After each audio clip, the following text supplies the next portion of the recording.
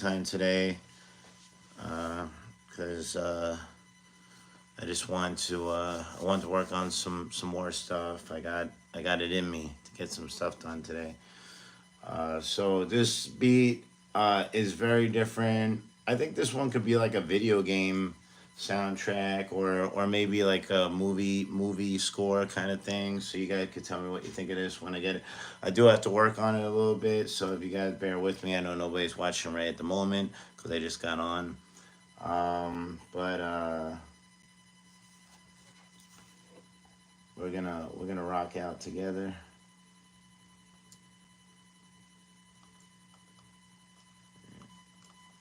And we just gotta get rid of the background noise like always.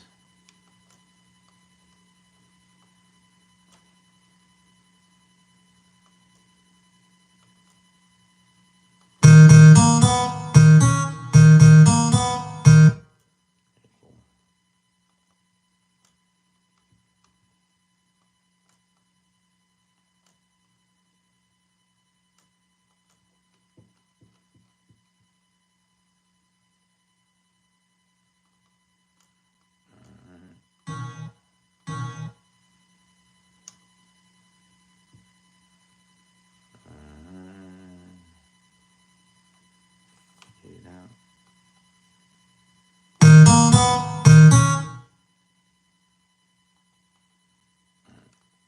I go a little bit more on that. That's good. All right, so this is guitar,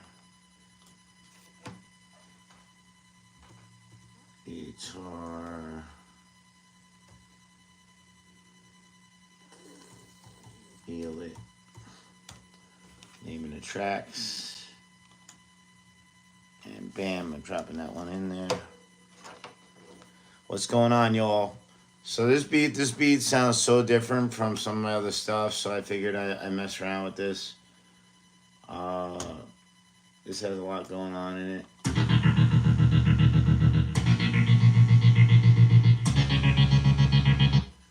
So, and this is 114 beats per minute. Hey, Mind Creations, what's going on? That's a cool name, man. Mind Creations, I like that. What's Y2345? Wait, is that cause your Mind Creations are number one?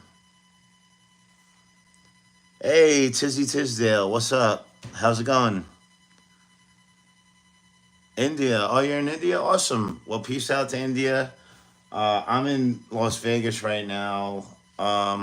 Tizzy and Mind Creations, I appreciate you guys being here. And got 14 people watching right now. So I'm gonna play this riff for you guys real quick. Well, it's a loop. So I'm gonna play this, and if you guys have watched my live videos or any of the stuff that I've done, you've probably seen some of my music. I go by Switch. If you haven't, please go check it out. But I make mostly like hip hop stuff. I do some kind of, tech influences, reggae influences, rock influences, and stuff. So this one's kind of wild sounding. So you guys could tell me what you think of this real quick. I'm from the USA. I'm from New York originally. I live in Vegas now. What's up, Lil Williams? How's it going, bro? And I'm just kind of amped up about this beat, so I want to show you guys this. All right, I'm gonna show you. Oh, thank you so much, Tizzy. Tizzy Tisdale. Cool name. Cool name.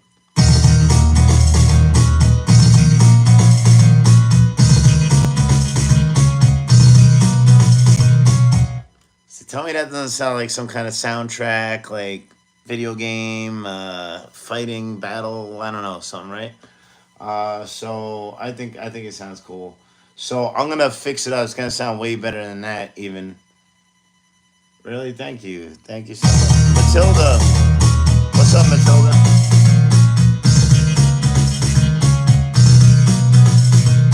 And this is 114 beats per minute, so it does kind of have like a dance.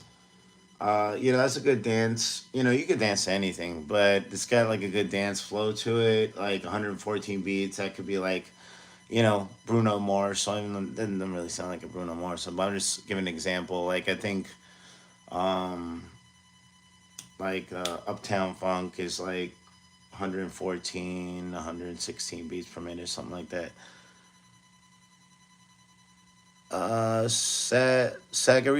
Sagarika Devi, what up? How you doing?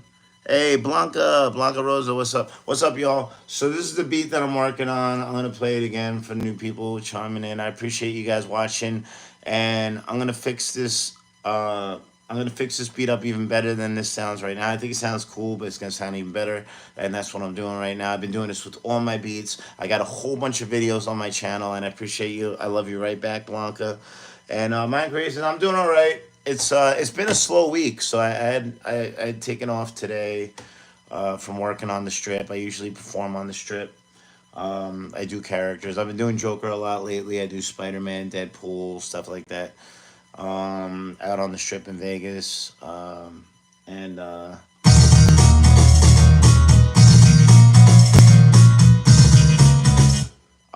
the EDM festival. Are you talking about the EDC? I've been to the EDC like 3 or 4 times. I know they got it. I think it's coming up like next month or something, right? My guys I work with, they want me to go. I skipped it last year because, well, for a few reasons. One, we were kind of struggling last year too, and I didn't have as much money, and also uh, I was with my ex at the time, and she was with me when we went to the EDC. So like it was like somebody to like vibe with. Not that I can't, like my guys I work with are cool and stuff, but it's nice having a chick there with you. But I don't know. I'll probably end up going, but I gotta see how it goes. Yeah. Oh, shout out to India, the V, and I think I lost everybody. So this is the beat that I'm working on right now. So this is another sound I got. This is about 11 tracks, but I usually replace the beats. Well, the percussion, the drums, whatnot. Um, and so this is me cleaning up all of the background stuff. Matilda Jackson. Oh, really? Oh, that's cool. How's your mom doing? Is she cool? Hope all is well.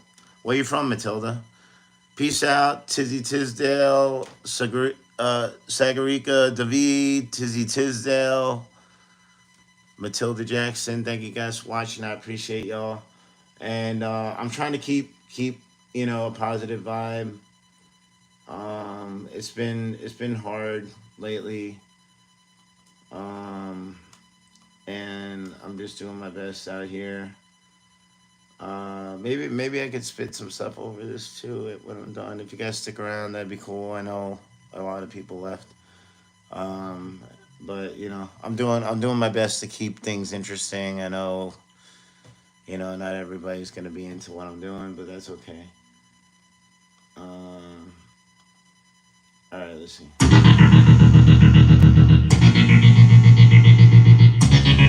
Some hackers type stuff. You guys ever seen the movie Hackers?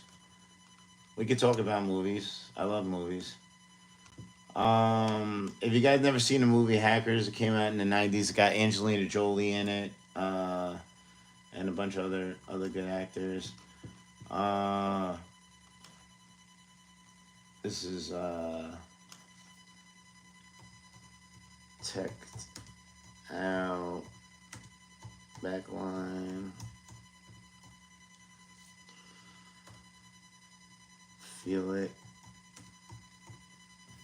I could probably come up with a cool chorus line. I can imagine like a choir of like girls singing this. Uh, hey Matilda, thank you guys so much for sticking around and watching. And I have over 900 videos on my channel officially right now. Um, and I actually got to tell you guys something too. So, for what it's worth, I got um, Matilda Jackson. Thank you for watching, Matilda Jackson. Thank you, Tizzy Tisdale. I appreciate y'all. I'm trying to give you guys some quality stuff here. As far as my music goes, I'm trying to keep it entertaining. And yeah, and this could have like kind of like a hackers vibe to it if somebody's like, you know, doing their computer stuff because I got like computer techie effects in this and stuff like that. I have another song that's kind of a tech, like very techish sounding song. It's on my first album. It's called Logical Explanation, and you can buy that and you can listen to that song on anywhere. Like pretty much, I think I pulled my first album off of Spotify for payment reasons and stuff. I don't know. Maybe I should have just left it alone. But it's not on Spotify. Not my first one. My second album's on Spotify, Dark Comedy. But anyway, I go off on tangents.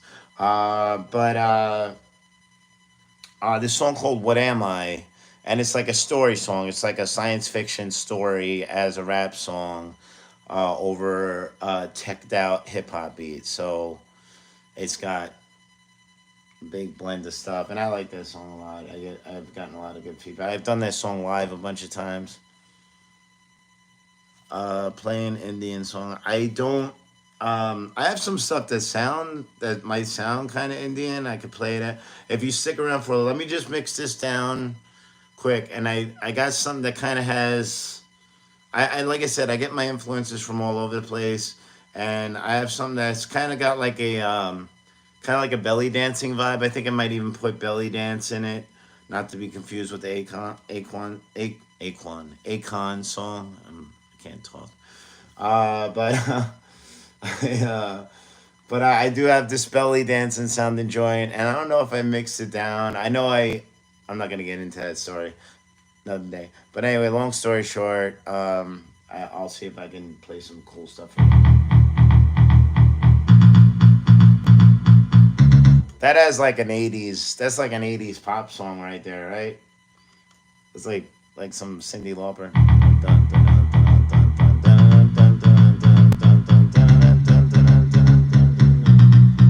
See, this is stuff that I would be humming to myself while I was doing construction work back in the New York. Sometimes I would carry around the tape recorder with me, and I would like be like bum bum bum bum bum bum bum bum bum bum bum bum bum. And it's funny because I feel like I remember doing that, and that's how I came up with this beat. And the thing that I really like about finding out things about other artists is that people that I respect and admire and are talented actually do some of the similar things. Like Michael Jackson does stuff like that. Like he'll beatbox into the thing, he'll come up with like he'll like hum stuff and go home and record it. And I only found that out like I don't know, maybe like 7, 8 years ago or something like that. So that kind of made me feel good about the way I do my thing because it's Michael Jackson, the man, and rest in peace. He's awesome. But yeah, hopefully I can make some music that people like as much as him. I know you can't replace Michael Jackson. You'll never be another one. Choir noise. Oh shoot, I messed up. Hold on a sec. Choir noise profile. Thank you, thank you, thank you, thank you, Tizzy. I'm gonna hook up the Indian trap. Just give me a second, cause I got some stuff. Like it's not like I said. It's not like it's got influence. I think of Indian music, but you just gotta give me like 2 minutes. I got you.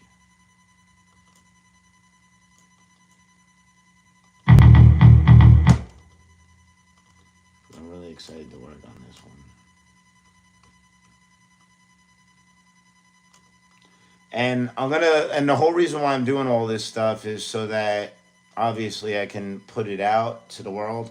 But it's just very painstaking. It can be tedious, which is why I've been doing the live feeds so I can kind of interact with people from all over the world as producing this stuff to see if anybody actually is interested or to get your feedback and stuff like that. So I appreciate you guys chiming in and everything.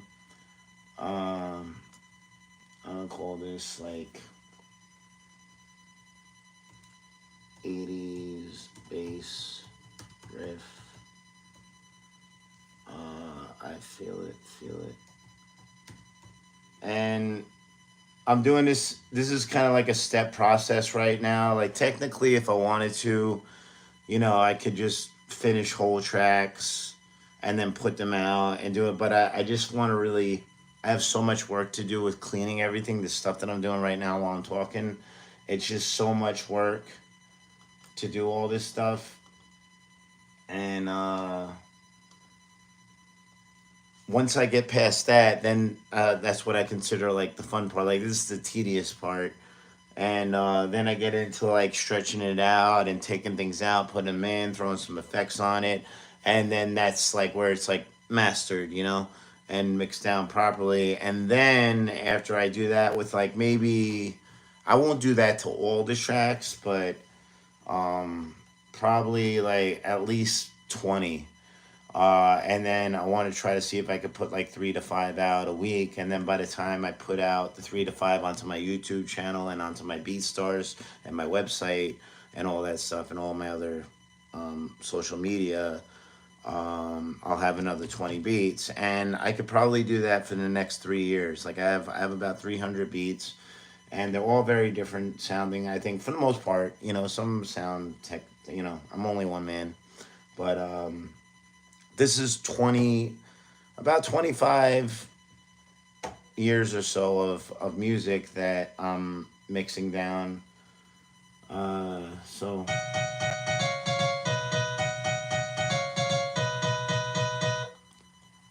I figure 20 is a good number because if I can mix down master 20 tracks, that's like an album, that's like a big album because my two albums I think are only like if I think both of them are 14, 15 tracks or something. But like I said, that's like around an album or so. So I figured 20 tracks is good to start putting them up on my site because I pay monthly for BeatStars to be on BeatStars, and and I haven't really done haven't really done a lot with it in the past couple of years because I just get sidetracked a lot. And I'm also gonna finish some new albums. That's all my stuff too, all me like me rapping. But I also want to put stuff out for collaborations or sell beats and everything. So I just want to do everything, and maybe get this stuff in some movies. I don't know, um, something something positive and lucrative for me.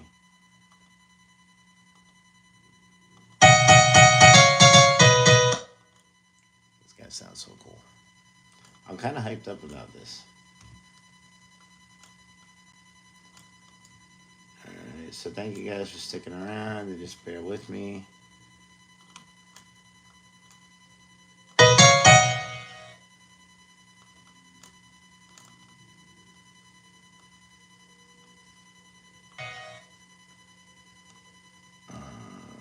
Fade that out.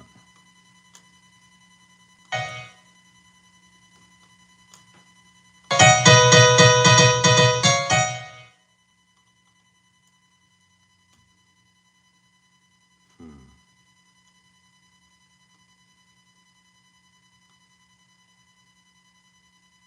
All right, all right, let's go.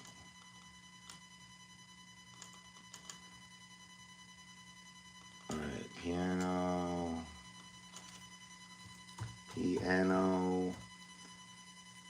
Like I said, it's a little tedious.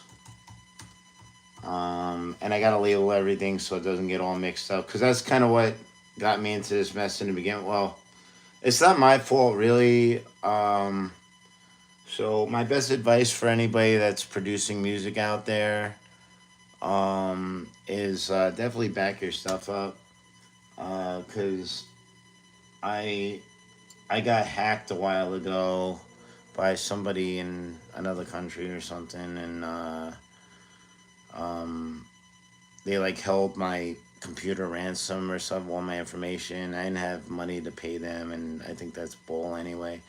but they really screwed my life up pretty bad for a while. Um, and I went into a big depression because I lost a lot of this stuff. So I had to like redo everything, and it took me 6 years just to load all these files into my FL Studio program from my keyboard so I can clean them up and mix them down. So I knew what I had in store. I just didn't know I was gonna be in my 40s still trying to do it. All right, that's just a symbol, so we won't mess with that.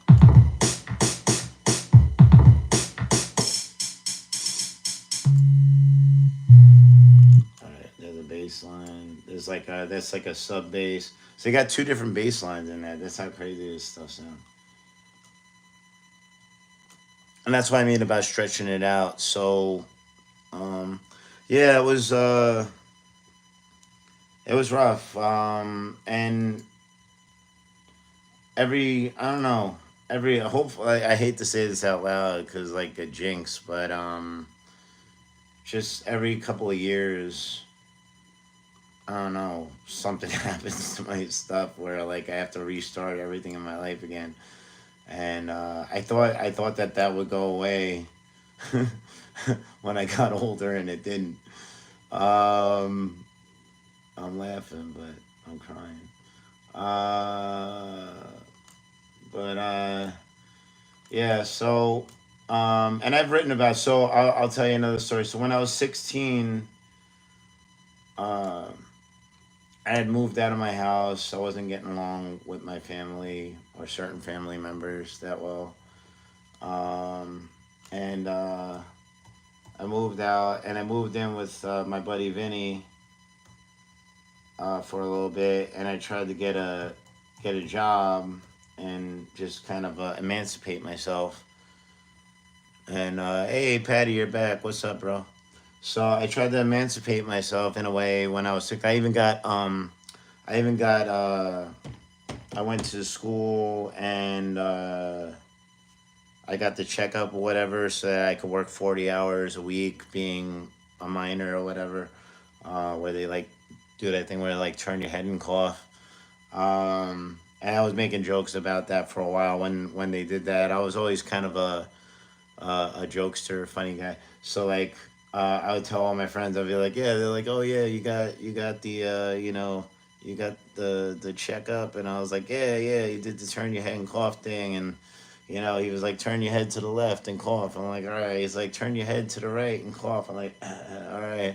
He's like, what are you doing this Sunday? Like, I don't, that was my big joke at 14, talking about being molested. But I don't know. I got a messed up sense of humor. What can you say? But it comes out in all kinds of places. But but yeah. So around that time, I moved out of my house, and I got um my butt. So while I was out looking for a job, my buddy's house got robbed, and my stuff was in the house, and I lost like just tapes and like tapes of all kinds of stuff, like tapes of me doing mixes, DJ mixes, tapes of me like these are cassette tapes, like a duffel bag of them, like a big gym, like a huge gym bag, like two sizes too big gym bag, like Grinch growing heart style. And It was all gone. I lost everything, and it had, like I said, had DJ mixes, had me freestyling over other people's beats, had me freestyling over my beats.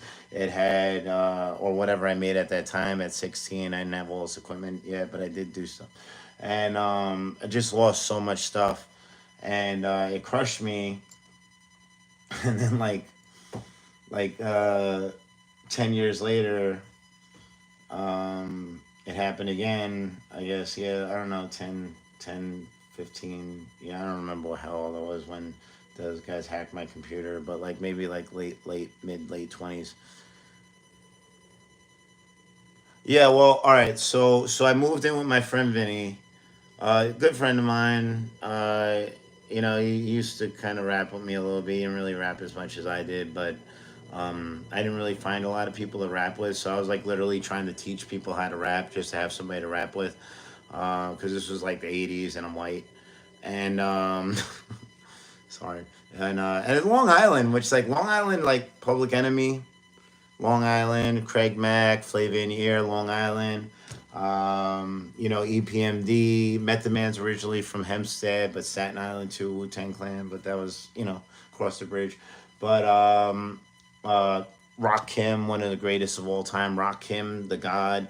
So a lot of really good MCs and producers and stuff came out of Long Island. Keith Murray, Busta Rhymes from Uniondale originally. So that's what I'm saying. So like that's kind of like even among all that, it was still kind of hard to find people to work with. So like this was my people, and we would rap sometimes and this and that. So I brought my stuff over his place, and when I was out looking for a job, um, his house got robbed. They took everything, and yeah, it was crushing. I even wrote about it in some of my I probably got it written down in some of my books and stuff like that. And one of the worst things that ever happened to me, and like second probably was losing all the stuff that I worked on. Because when at the time that I lost all the second time I lost all my stuff from in the computer when I got hacked, like I was doing shows and music videos and songs with like Wu Tang Clan and DMX and Mobb Deep and all this stuff. Like it was, and that's why I didn't save my stuff because I was just so big. I was also working a full time job DJing. I was managing a bar. I was DJing at three different bars. I was also running my DJ company. I also had people in my studio all the time. I had constant like rappers and singers coming over my studio. So just so much stuff going on. Um, those rappers you just mentioned, Uh, a few of them passed away, so some of them aren't even here anymore. Like DMX and Prodigy, like they passed away. I did shows with them. Wu Tang Clan was here, and I did Young Dirty Bastard, Old Dirty Bastard's son. He kind of like replaced his dad in the group, especially when they go on tour and stuff. And he's cool with me. He's like my people. Like I actually haven't talked to him in a while, so I can't really. I guess I can't really say that because it's been a long time. But we've hung out like we like he asked me to come hang out in Brooklyn and we did a track together. You can find that track too. It's if you Google YDB Switch, putting in work, Puttin in work. Yeah, I did a joint with him and I produced that track. And my buddy Divine, I haven't talked to him in a while. B Divine, I haven't talked to him in a minute. He's a good dude. We just kind of fell, no hard feelings or anything. We just don't really talk. Menace will be easy from Timo Be Easy. That was a crew I was running with for a while in New York too. And they're still, like I said, these people are cool. I just, how you don't really talk to people as much when you get older. It just feels weird to me because I guess maybe because I wasn't really that tight with most of my family. Like my friends were my family, so yeah. So I guess not having them around or not it feels weird, but I guess it's normal. And I've checked that. I've actually talked to other people. It's so weird. I feel like an alien. I don't feel like I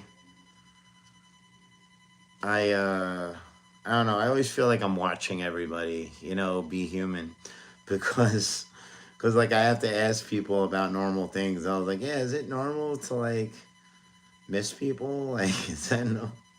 Like, are we not supposed to talk anymore when we get into our 30s or 40s? So I don't know. It's weird. Um, this is my therapy, by the way, just to let you guys know. You guys want to hear a therapy story? Hold on, wait. I'm gonna read your thing real quick in a sec, Tizzy. I just want to clean this up real quick.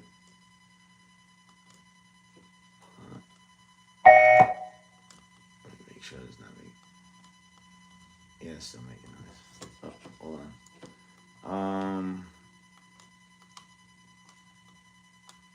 Hold on.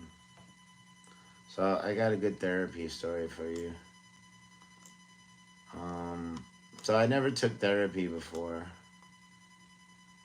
I got to Vegas, and then I had a fiance for a while. I'm not gonna talk too much about my like personal relationships, but I tried therapy out. But let me read what you wrote first. Hold on, Tizzy. I'm gonna pay attention to you. Tizzy, thank you so much for watching, Tizzy, and everybody else watching. Thank you guys. Just winging it. What up? Sorry I didn't see you till just now. Just winging it. I'm talking a lot.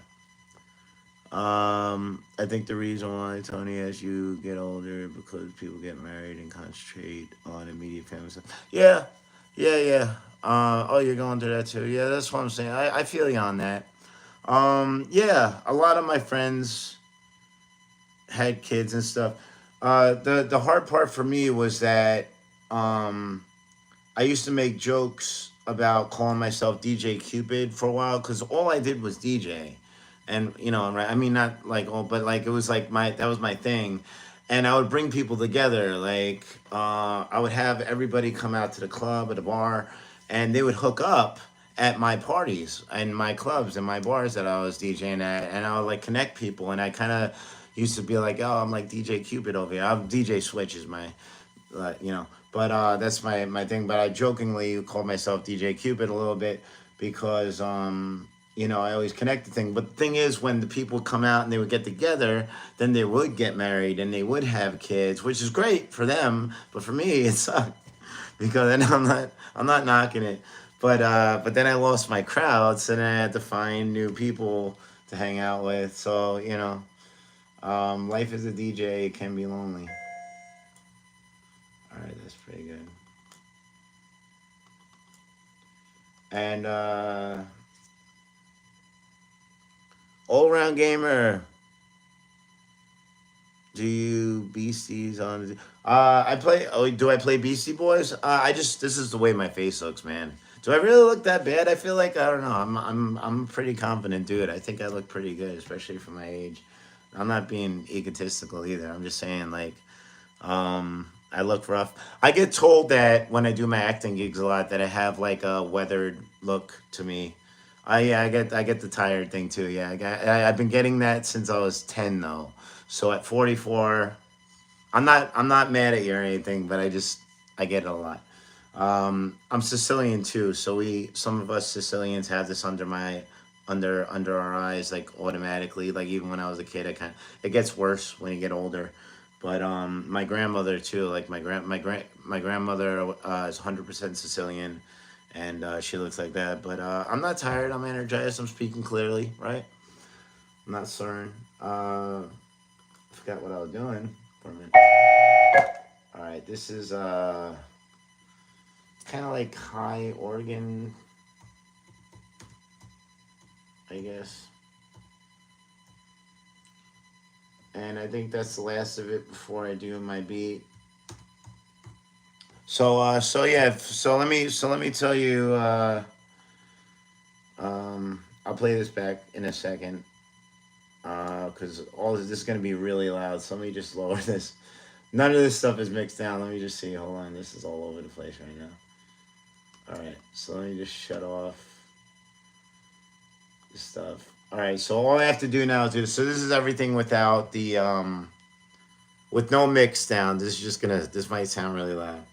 But there's no mix down and everything but the percussion, the drums and percussion.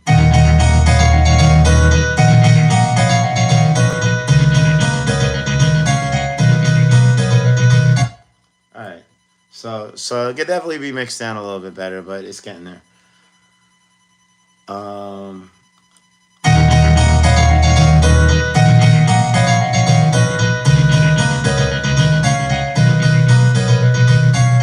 I fucking love this, man. I'm not supposed to curse on my live feed.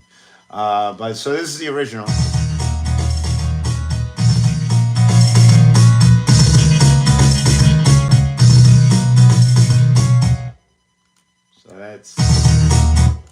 So that's and that's mixed down from my keyboard. That's my reference track.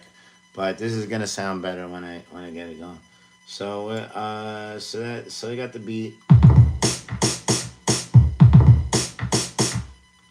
There's a lot going on.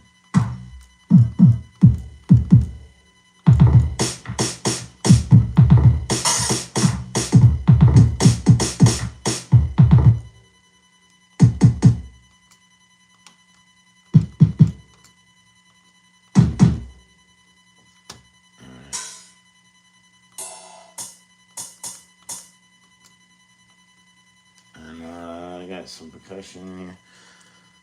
Thank you, all around gamer. I appreciate it. Like the Italian, like that, and like this. Yeah, Italian. I oughta. Yeah. I. But yeah, I like my heritage, man. Um, but so yeah, so let me tell you my therapy story because it's pretty messed up. Depending on how you look at it. No, it's definitely messed up, but I'm gonna try to make it funny. I'm working on. I'm gonna start doing some stand up comedy soon too out here in Vegas. I'm still working on some stuff. I did like a 5 minute set from my buddy Dragster. If you've seen him in my videos, and he was laughing and stuff. So I think I can do like a tight five, but work in some other stuff, maybe some crowd work. But so yeah, I a couple of years ago I had a fiance. We lived together, and she started going to therapy, and she got like better, I guess, like um or happier or something like pretty fast from going a couple of visits. So out of respect for her, I thought that it would be cool to yeah I want to do stand up, you know. But I thought it would be cool to go to like, you know, if she tried to make herself better for me, maybe I should make myself better for her. You know what I mean? So I'm just trying to share the compassion in the relationship and all that stuff. So I go to therapy and it did not go well. So I go to the therapist and you know, I'm telling her stuff and we're going to the same one. It's a woman. It was a woman too. No offense to women, but I'm just saying. I usually prefer to talk to women anyway, but like most of my close friends, like I have a lot of women friends, ladies. So I go to so so I'm going to therapy and it was hard because I just had so much craziness going on, culture shock from being in Vegas, having this relationship and all this stuff that happened really fast, and I'm telling her about all this stuff, and I'm bitching about my bull crap to her, and you know, she kept on talking about herself. And I know you're supposed to kind of like use your own stuff, but it kind of like went on too long. It's like yo, like we're almost out of time here. And she would talk about herself a lot, which I kind of felt like that was a red flag for a bad therapist, because you're not listening to me, and that's the whole thing that I need. Like you guys are listening. You guys are better therapists. I think you're listening. You could be washing the dishes for all I know. But I, I, but so yeah, so I'm doing, I'm doing the therapy, and you know I'm getting emotional and this and that. And the first time I go, and it was okay, but I was a little skeptical. But I was like, all right, well, yeah. And and then she was still going to, and then I went a second time, and I forget it was like the second or third time that I went, and she got a phone call during our session, and she took it, which like red flag.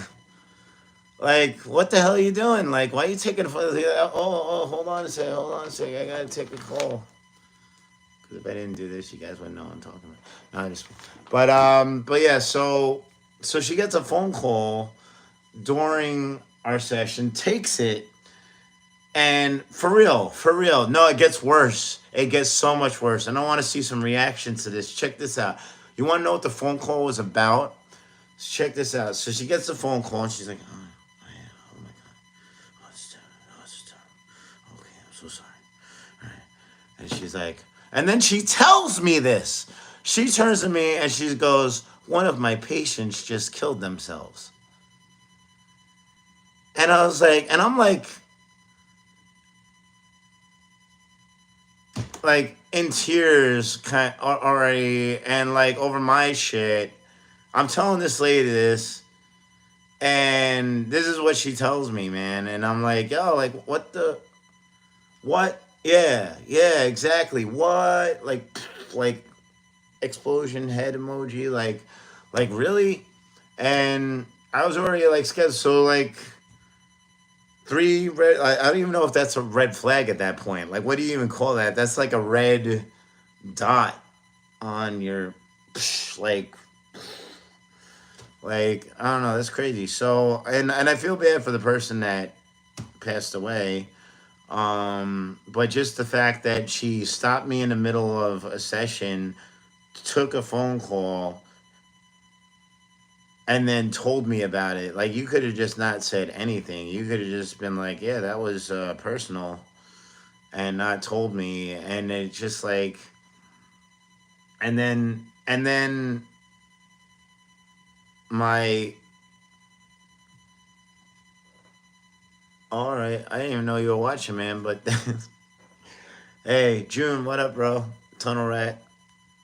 I didn't even know you were watching, but all right. You're really gonna leave me on that note? No, I'm playing. I'm kidding. But no, but it's good night, man. Um, yeah, like I didn't know this person, and like why did she tell me that? Like, and then on top of that, like after that, my ex wanted to go to couples therapy with the same woman, and I said yes, which I don't know why. So like I can't. I gotta take the blame too a little bit in my life. Um, I should have just said no. I should have just not went after the first time, whatever. But we went, and then pretty much uh broke up with me as soon as we got in the car after our first like couple session, and that was it. And that was the end of our relationship. So like that lady, like Blanca, what's up? How you doing? But yeah, so yeah, fuck that lady. Sorry for cursing in my chat, but yeah, she sucks, man. I hope she got fired.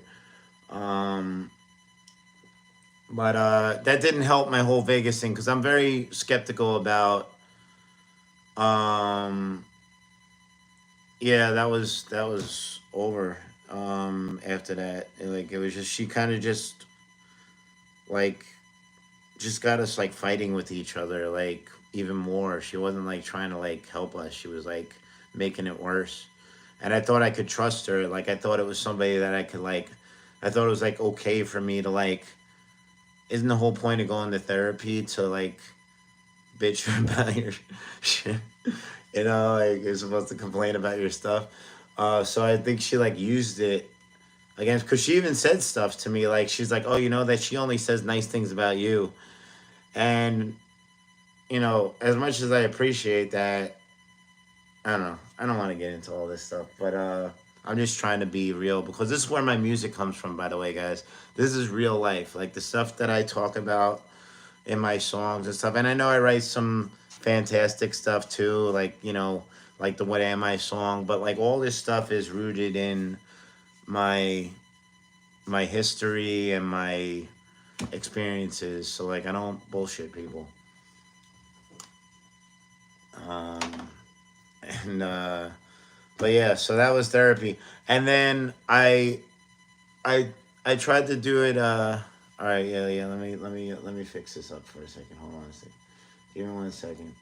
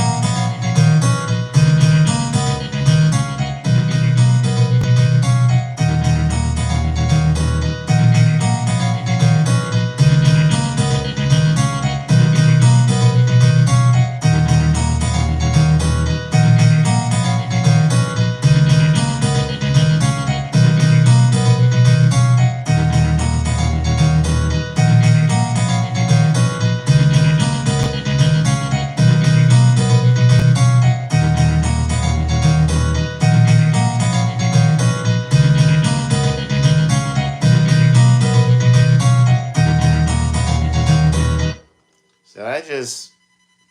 What do you guys think? I know I don't have a lot of people watching. Tizzy, how you feeling? Blanca, what up? Yeah, no, that was pretty wild. So anyway, I tried to do. I'm gonna put the beat on. I gotta pick out a couple more drums. Um,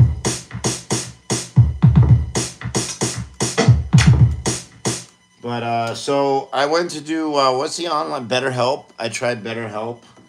I don't know, semi recently, like a year ago, I think. See, I'm so like I feel like I'm trying to, help myself and stuff. Uh, that's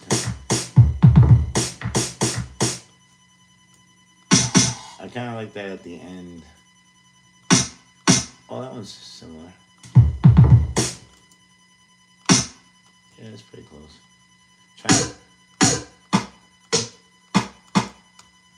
double that up, and then but so I tried BetterHelp, which is the online app one, and that one they wanted you to pay like for a whole month in advance, which I didn't like because like $400 or something like that, $500. Um, and I tried to do that, and then it was another lady, which I chose. They matched me up with like a match thing or whatever. Um, and I wrote in all the things that I was feeling and shit. Yeah, money's always a problem. Money's a problem. I got 5 on it. But, it's my life saving right there.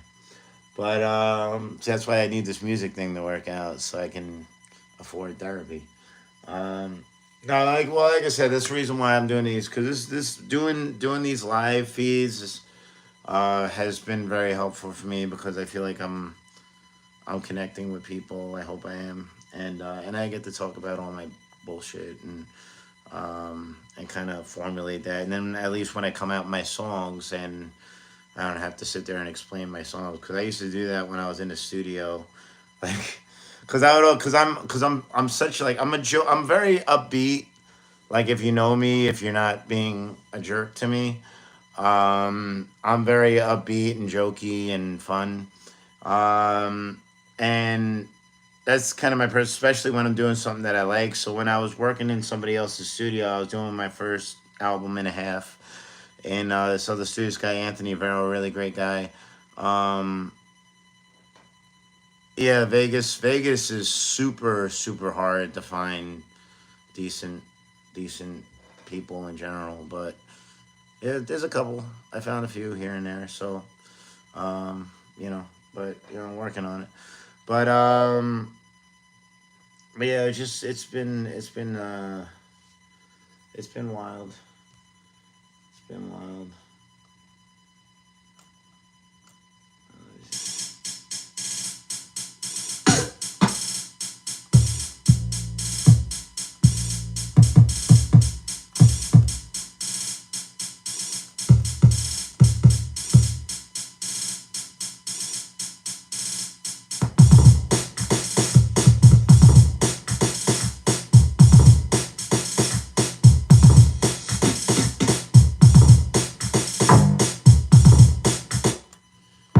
This guy kind of like a techie. I like that's all. This is all gonna be kicks, hats. Oh, there we go. Alright,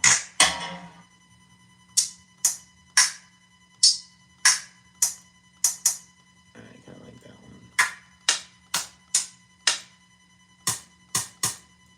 Actually, I like that one better. I'm gonna get rid of that little one. Alright.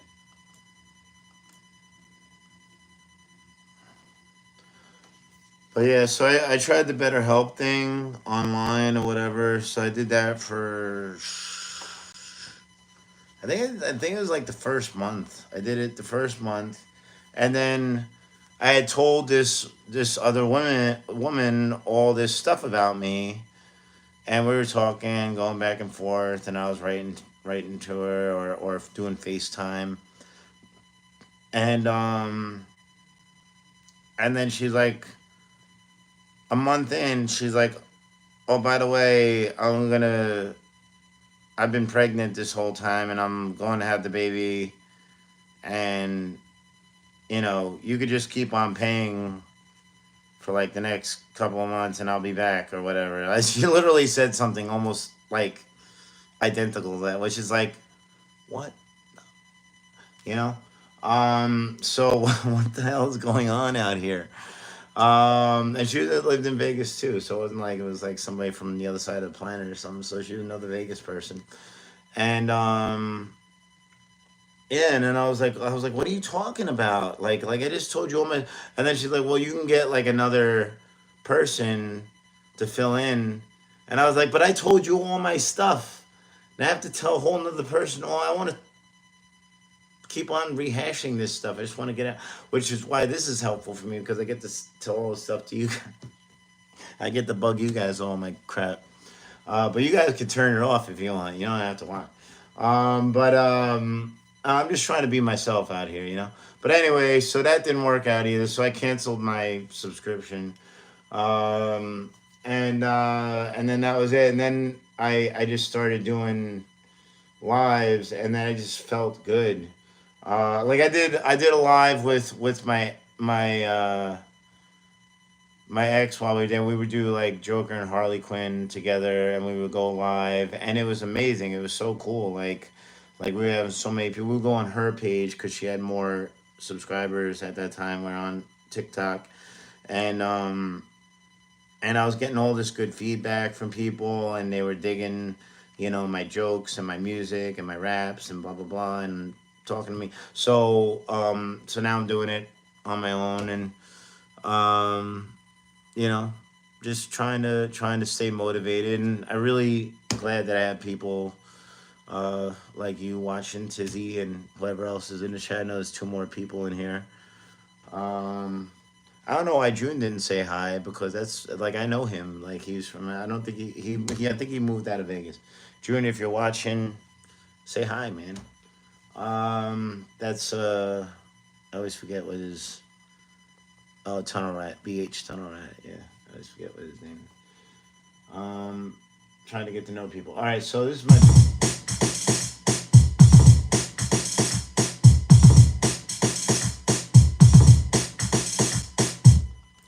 I feel like I could do more with that, but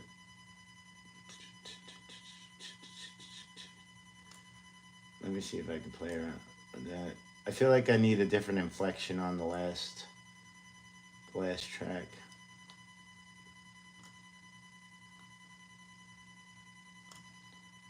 All right, so boom, boom, boom, boom.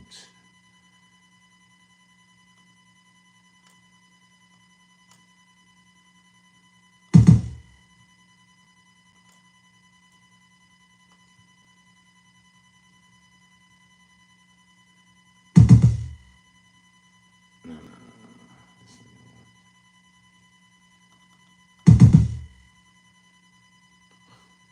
no, no. Make this really complicated. Uh, let's get it sound cool.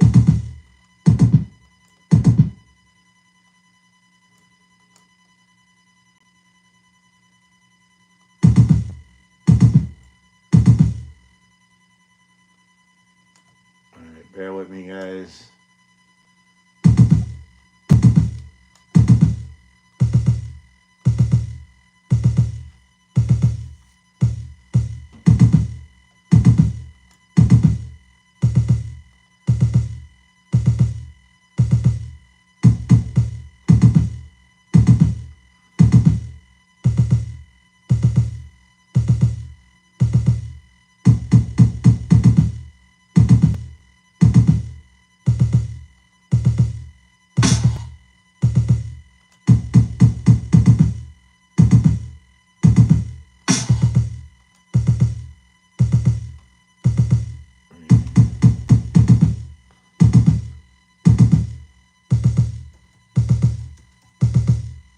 I gotta be able to tell you the part.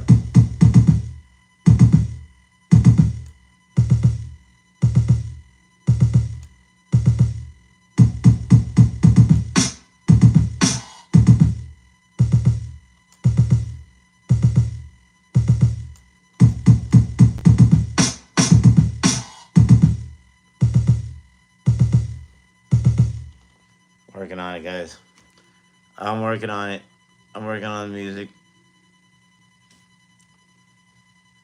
Doing that. It's pretty cool. So Tizzy, are you in oh thank you. I'm working it out. I'm working it out.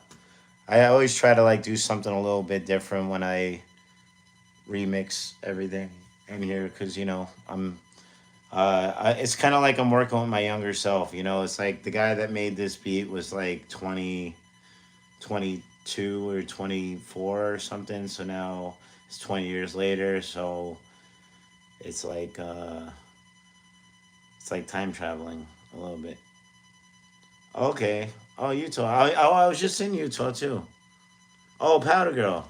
Okay. Okay. I remember seeing Powder Girl. I didn't know that that was. I didn't know you had two channels. That's awesome. Yeah. No, I like that. I like both of your names actually. That's really cool. Or did you just change it on the thing? Because I know somebody else that pops in a lot. What was it? My dude. Man, I don't know because he changed the name again. Yeah, somebody recently changed the thing. I noticed. Okay, oh that's cool. Yeah, I try to keep my stuff the same for marketing reasons. So my stuff's pretty much all my stuff is Switch, a.k.a. Tony, or Elegant Entertainment, which is my DJ company.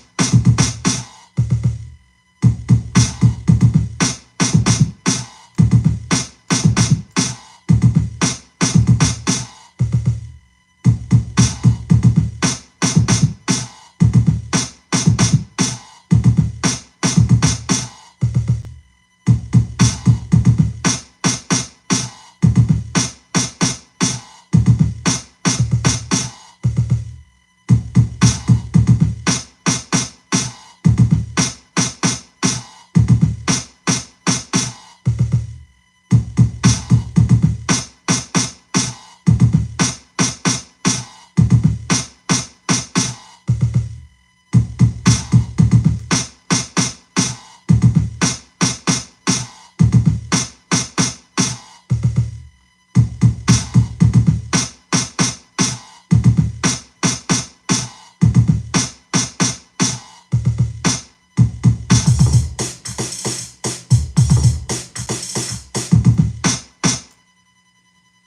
All right. So this gets complicated. Oh, thank you. Okay, switched it up. Hey, that's me. I'm the switch. I be switching it up. That's cool. You can switch up, man. Thank you. I'm hoping that this meshes well. So you're gonna hear it. It's like I'm almost there. I just want to get a bass, and then I'll play around with it a little bit more. But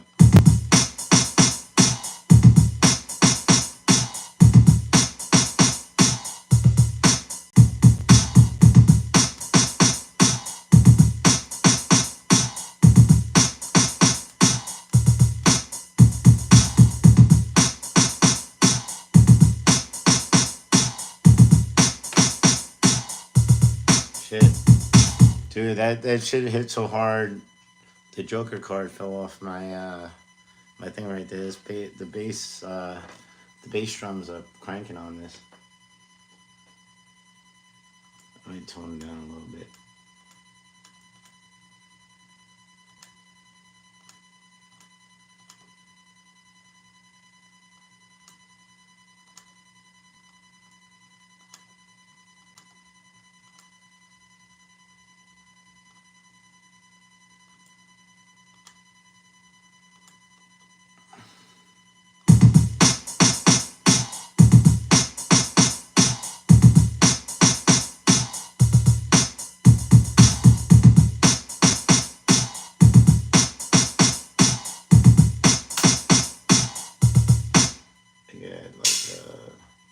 Yeah, like a crash.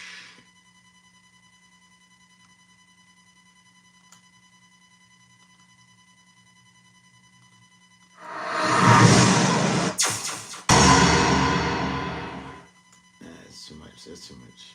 Effects.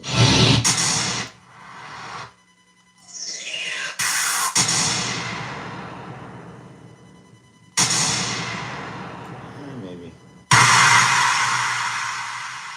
I just want to open.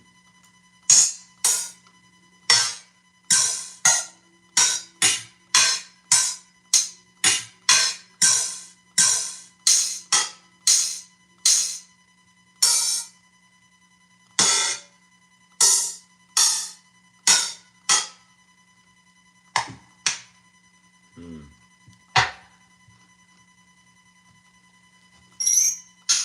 I want some other. I want some kind of another percussion.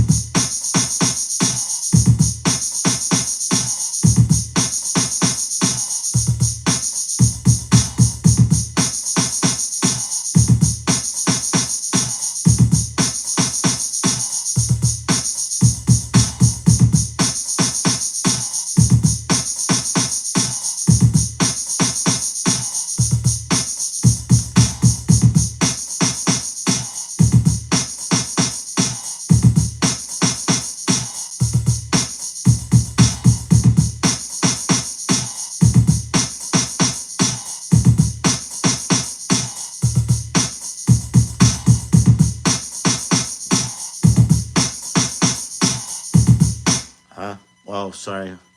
Corey is telling you when it gets really hot in your town. Do you switch up your hours? Yeah, it's funny that you said that. I literally suggested that. Yeah, so we do that already. Um, and my partner I work with, yeah, I suggested us to work later because a lot of people don't really hang out on the strip as much when it's super hot out. So like more of them come out at night, and we did do better, way better at night. Like if we would have came, later, we would have made more money. Um, instead of sweating it out during the day and getting like, like 10 people to tip us. Cause a lot of work too, and we're running around, and and I'm usually, I don't know. I think the latest costume is probably Spider-Man. Um, but Joker, yeah, I think I was actually in a tank top doing a Joker at the end of the night, but it wasn't even light out. I think I was just a little flustered. I don't know, like I get flustered sometimes with dealing with people for a while. Like I'm pretty good at handling it. Like, but like sometimes I just have to like I also like want to like throw water on myself, but I can't do that when I'm wearing the Joker makeup. So I just kind of stripped down to my tank top. I think I only did it that one time though. That was like last week. But I just started getting hot out and people were kind of cranky. So I was just like, I can't do it anymore. And I did it in character. It's crazy. Uh, but yeah, we try to work a little later when it's hot out.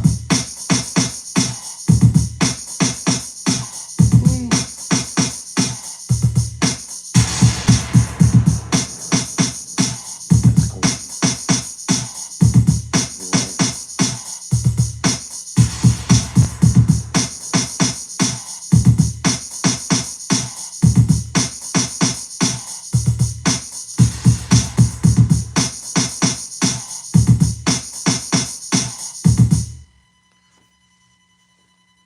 Yeah, it's better. Yeah, it's better when it's like nicer out. Like today, even as soon as I was walking around by Fremont Street today, and it was it was around like five, I think like 5, 6 o'clock or something like that, and the sun was going down, and it was nice, comfortable weather. It was cool. I don't really mind the heat that much, though, personally. But I'm a Leo. I was born in August, so I'm like a summer baby. I don't know if that makes a difference, but I like the summer. I like the heat. I don't mind. Uh, Tony, when someone takes a picture with you, what is considered an average price? Something you'd expect? I usually tell people, if they can afford to do like 10 or 20 each for my crew, we appreciate it. That's my go-to thing that I tell people. The showgirls demand 50 each. Yeah, sometimes they do that. I'm not a sexy chick, so I don't know. But we do wear like really expensive costumes. I know because I pay for them. Like my costumes are like $3,000, $5,000. And I'm a full on entertainer. And nothing against the showgirls. The showgirls are cool. Like I'm cool with a lot of showgirls. But I'm doing comedy. I'm doing magic tricks, card tricks, coin tricks, telling jokes, telling stories. Like kind of the way I talk to you guys. I did my makeup up. I got, like I put together the outfit. I know the showgirls have outfits too, and I'm not knocking what they do. They do their thing. I respect what they do. But I'm doing like 12 things, so like I hope people appreciate it enough to tip us, and and the costumes. Yeah, my Buzz Lightyear costume. I have a Buzz Lightyear that looks better than Disney. Even somebody even said it the other day. They're like, dude, this looks better than Disney. I was like, hell yeah, it's better than Disney. I got like a $5,000 Hulkbuster costume. I got a $3,000 Iron Man costume. I got a $3,100 Buzz Lightyear costume. Uh, my Spider Man costume, like with the shoes and everything, and the mask, is like maybe like between 700 and 1200 depending on which version it is. I made Spider Punk myself. I put the Joker costume together myself. Spider Punk I put together myself. I put a lot of work into this stuff. So when and it's very insulting when people go, it's just a picture, and they give us like $2. It's like if it was just a picture, you would have took a picture of a bum, and gave them $2, and by all means, do that. But I think it's pretty reasonably to ask for like $10. you know, for somebody. And if I'm gonna go into doing all this crazy stuff, and also we have a camera and we give them photos too. We have a $4,200 camera with if we have the lens on it, the lens is like another $2,000 to $3,000. And then we have an iPad that costs like $1,200, and we show everybody the photos. And so we put a lot of money and a lot of time, a lot of work. We put a lot of, well, yeah, well, that's what, and we're not, because they try to, they're like, oh, it's a free country. Like, we get some mean people. Like most people are pretty nice. I'm gonna be honest. Most people are pretty cool. But it's just the mean people are so nasty about it that, like, you remember it. You know what I mean? Because nastiness is loud. You know what I'm saying? Like, when people compliment you, they're like, hey man, yeah, that was really good. Yeah, that was really cool. Awesome. When people like want to say like you look like a, they like curse in your face, they like push you, I'll do what I want, it's America, like that, just it's just so abrasive. So yeah. Oh yeah. And a lot of locals are really mean to us too. Like most of the locals aren't nice to us. I will say this: the other day, though, the last day that I worked was like the nicest locals in the world. Like I couldn't even believe, like, and all in the same day too. It's so weird how Vegas is weird like that. I noticed that, like attitudes in Vegas. It's like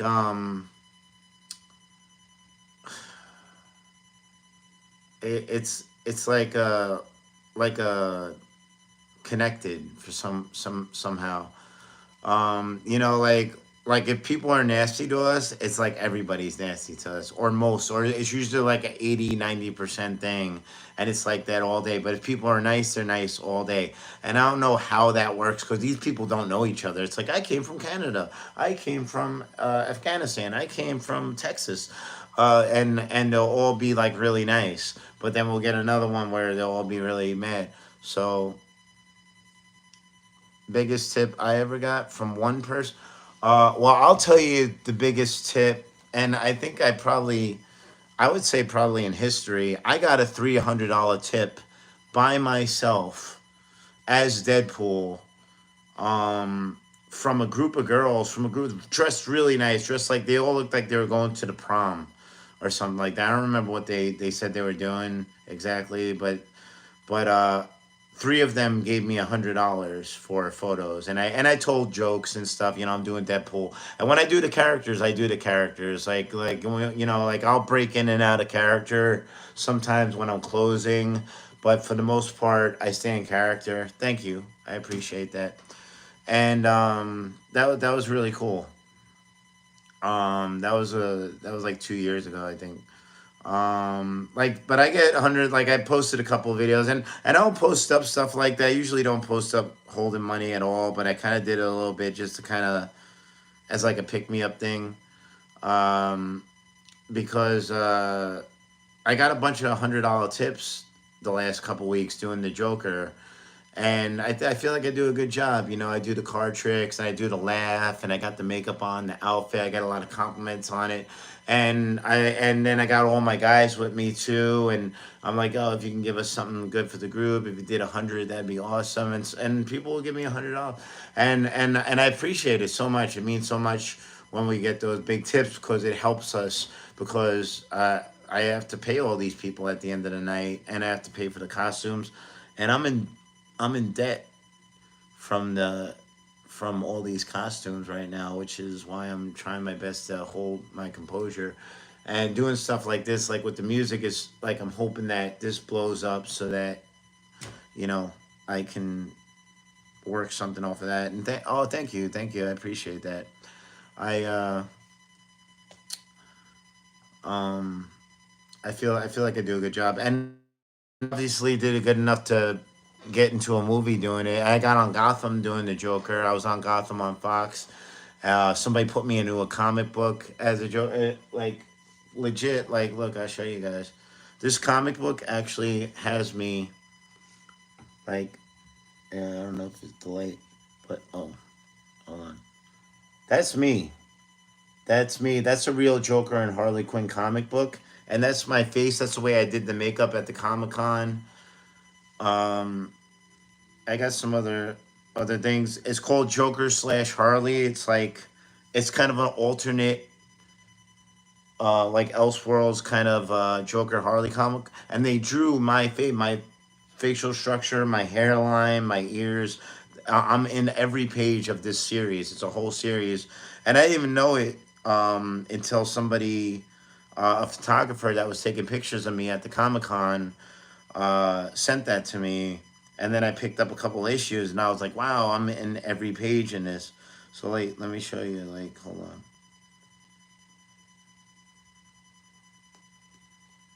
And other people noticed it too because my mom noticed it. I had the book open in front of my mom at Christmas, and my mom looks over my shoulder and she's like, "That's you."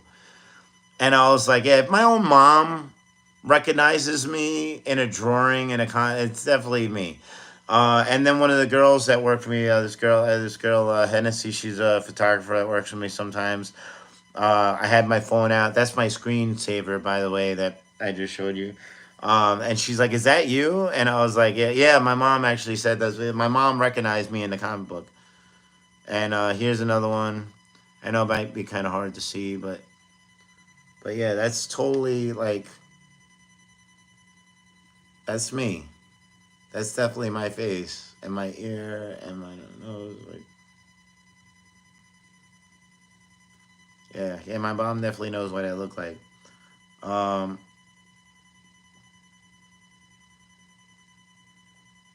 yeah. Here's another. Yeah. So I took a couple of clips of it. But yeah, it's called Joker slash Harley. I'm gonna get all the issues of it. My aunt told me I should like sign it and give autographs, but I'm pretty sure if you look at the back of it, it says not based on anybody in real life because they have to write that. But I want to I want to see if I can meet the artists from that, and I just want them to admit that they used my face in it. I don't want money or anything. I just want them to like confirm it just for my own well being. But also I got on Gotham from sending them a photo of me. I sent them some of my modeling pics. I did modeling for Rebel Behavior, Lawrence Peasy. I was on a runway. I was runway model in New York. Yeah, exactly. Yeah, yo, tell me that's me. I want that. I want the confirmation. I need that for my soul. Um, so um, my capoeira instructor out here in Vegas, he hit me up for a role to play Batman in a film out here in Vegas and shoots in Vegas in California. So writer director was looking for somebody to play Bruce Wayne slash Batman, and I went and tried out for it, and I got the role. I got the role to play Batman and Bruce Wayne, and I was over the wall about this. I was like, I'm gonna be Batman in a live action movie. This is awesome. I was so excited. And a couple of months goes by, and they sent me a script, and then I did some choreography, and I got some of the choreography. I posted some videos of that, and I think I posted a couple of videos from the audition too, from when I went to the audition. I was fooling around outside, and they were having trouble finding somebody to play the Joker. And what they had texted me, and they're like, "Listen, we've been watching your videos on like YouTube and stuff like that of you doing the Joker, and we love your Joker so much. We love your makeup and your outfit and this and that." And I was like, "Okay." And they're like, "We're having trouble casting the Joker because either everybody's scared to play it or nobody does it as well as we've been watching you do it. And would you want to play the Joker instead of Batman?" And I was like, I was like, kind of like I was kind of excited to play Batman because I play a lot of sketchy characters, and kind of probably because that's a hell of a way to start a sentence. But but because of my face, like people chime in on my live feeds a lot and like immediately kind of come after me a little bit about my face and my eyes and my look. And like I said, I've been getting my whole life, so I end up playing like a drug addict or like a sketchy character because of my face. And this time I'm getting to play Bruce Wayne. This is like a millionaire playboy, so I was really excited to do that. And they're like, "Oh, we want you to be the Joker now." So I was like, "Can you give me a day or two to think about it?" And they're like, "Oh yeah, sure." And this is all in text message on like you or whatever messenger on Facebook. And so they about 10 minutes after, they were like, "Yeah, okay, yeah, we'll give you a day or so to think about it." um Tony, I just showed my mom a couple of your shorts, your costume. She said you look. Oh, thank you so much. I appreciate it. That's so awesome. Thank you, Tizzy. Oh yeah, yeah, yeah. That's probably at the uh Planet Hollywood, right? Yeah, yeah. We would be in front of the Bellagio sometime too. We haven't done that area in a while. Um, but thank you so much for that. But I was really excited to play Batman. And it's like it's either way, it's like a dream come true to have somebody say that they want me to be live action Joker or live action Bat or both of them. And they actually said this to me, I swear. And I could show you the text. I could literally show you our conversation. And they're like, "We would love it if you could play both of them, but we don't know if that's possible." And I was like, "That's how like that's really cool." That was like that felt good in my heart. And so they sent me like 19 paragraphs trying to convince me to play the Joker, and I was just like, "Okay, I'll do it." And I even called. I had an acting coach for a little while. This guy Texas. He's really awesome, really good guy. Shout out to Rise Talent agency in Vegas. They're good. They're cool people. And Texas and Dawn Sullivan. She's from Long Island too. So we got along really well. I felt, and Texas is really cool. And I might go back to the class at some point. But I called him up to ask him about that because I was like, "Dude, what do you think of this?" And he kind of like, I kind of knew what he was gonna say because I was like, I didn't want to come off ungrateful, but he kind of already he went into that like right away. He was like, "Oh, like don't be like that. Don't be like, oh, it's just you know, it's not." Because I said it wasn't like a DC movie, which it's like a fan made film, which is fine. I'm not knocking it. It's awesome. I'm super excited to do this. I can't wait. But I was just saying that. I just been playing a lot of sketchy people lately, and I just don't want to get typecasted as like a psychopath all the time, whatever. But I'm gonna have a lot of fun with it, and they like me a lot, and that means a lot to me. So I'm gonna do it up. I'm gonna be Joker live action, and that's really cool. And it's also something that I get to tell people on the strip when I'm doing the Joker, and I get to you know talk to people about all this stuff. And yeah, yeah, it's gonna be fun. And they're doing some cool stuff with that. I don't want to talk too much about it because I don't want to give away any stuff in their film. But um, yeah, they're doing some cool stuff with Batman too with the characters. Like they got a black girl playing Harley Quinn. That's really cool. They got all different races for different characters and stuff. So like I like that they're mixing it up. And it's not like you know they're really like going out of their way to like be weird about it. They're just like, yeah, it's just like that's just who it is. Like the character's still on the page, so that's awesome. So let's see how this sounds.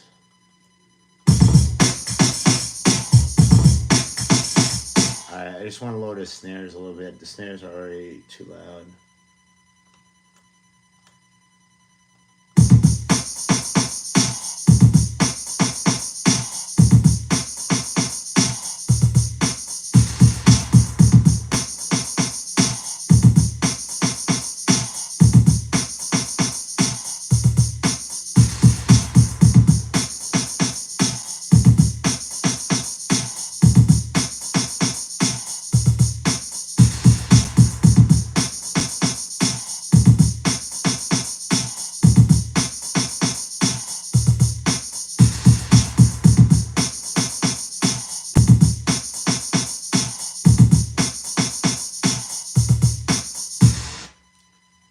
I feel like I can make that a little better. Maybe add some swing to it.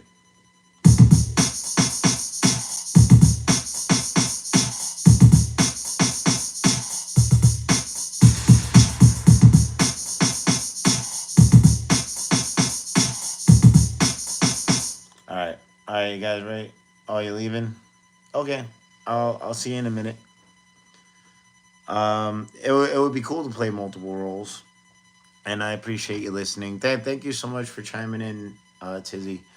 If you come back, I'm about to play the beat. Let me see if I can touch it up a little bit more.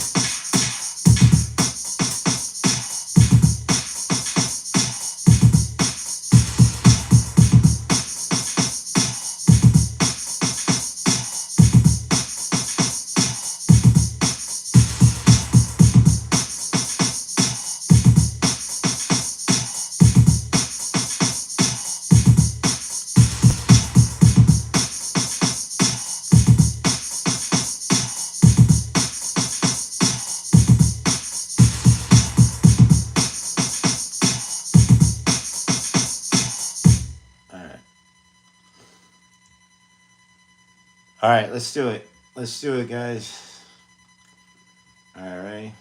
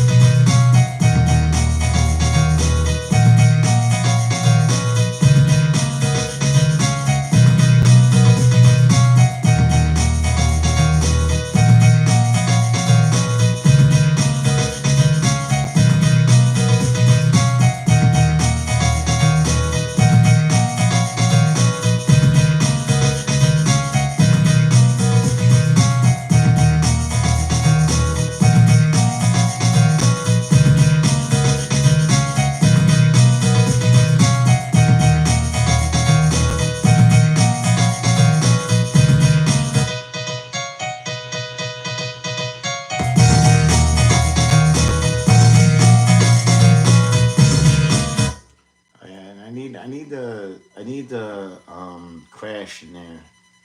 I need that crash. Where's my crash symbols? Here we go. Yeah, I need like that's what I need like I need that. That's what I'm missing.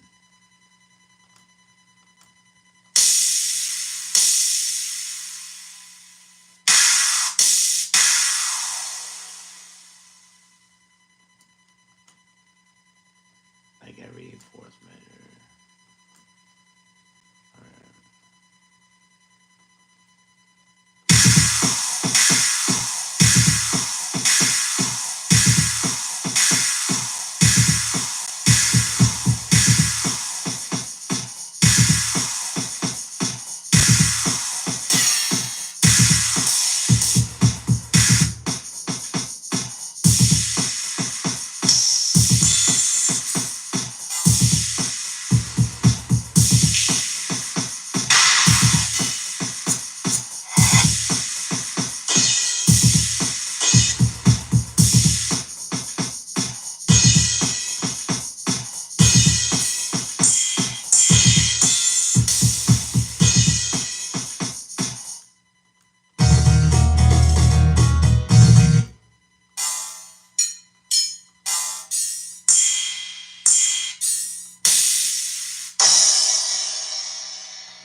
Yeah, I guess a little bit the right one.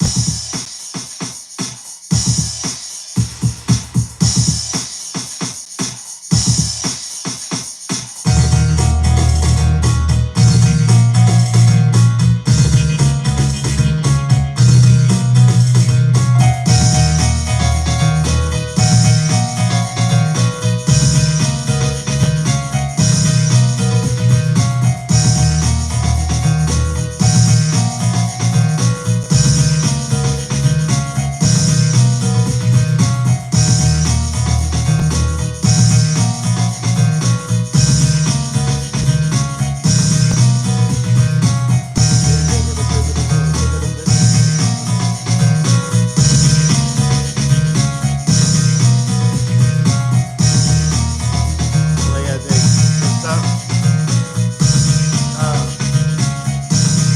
Yo, you come up here over the top, over the rocks, over the box, speaking a lot, speaking pop, even the odds, if it does, give it up, leave it trust, speaking around the beat up. Nah, that's too fast. I still go with the ball, the big ball, the wait, hold on. I'll do an old school one. Yo, so I hit so hot, master couldn't reach it. Like instinct, people can't teach it. I know what I know, cause I made it happen. Making lifestyle out of rapping. I see things change, what life break around. Search for action like a bloodhound. Every new experience goes in my history. If I wrote it down, I can make a list of three. This is not a people, this is what I'm able to do. I hit the top, then it pops, what else is new? I actually wrote that when I wrote that when I was like 14, I think, that verse. That's for a song called Hit the Top. I might put that song out on my YouTube channel just for the hell of it. I wrote this whole song. Well, I mean, I wrote a lot of songs, but I actually got to record it. And it's one of the ones I still have a tape of that didn't get stolen or destroyed or whatever. And yeah, I've been doing this for a very, very, very, very long time. Very long time. I got lots of books. Like, look, for real, bro. Like, it's crazy. I keep on calling you, bro. You're a chick, but that's okay. Like, yeah, I got all these. Um, itchy in the head like balls and bars. Just rev it up like dog. See, look, this is some. And this is not because I was young. This is just because I have horrible handwriting. But, like, look, I'm just gonna read this. So, this is like. I hit you. I gotta see if I can still read my handwriting. I hit you in the head like bottles and bars. Just rev it up like throttles and cars. Don't know models of stars, but I'm four up there. Enough to stare and compare. You can't call me ant because I split sections like a thorax. Rhyming on more tracks with more raps. I tore that like pages out your notebook. You were what? You was right before you clashed. Yeah, like my handwriting is really bad. That sucks that I can't read this stuff. Um. Some things I just wrote for fun too. Like this. Look, I just called this you. And I'm gonna read this. I'm not even gonna read through it first. I'm gonna read it verbatim. This is something, and I remember doing stuff like this. Like I would just like, I think there's like a name for it, but I would just kind of write for the sake of writing. You know what I mean?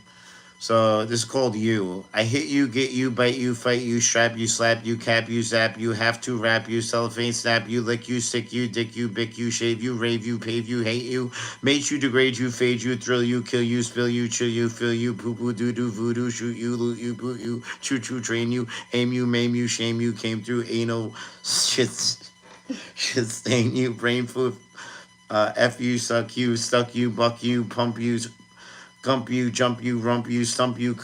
No, some of this stuff I can't repeat. But yeah, that's like, I don't even know. I probably was like in my little um.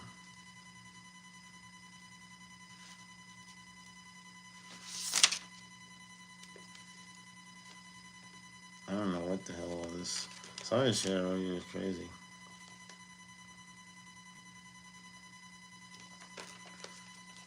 Some of this stuff I think is like jokes.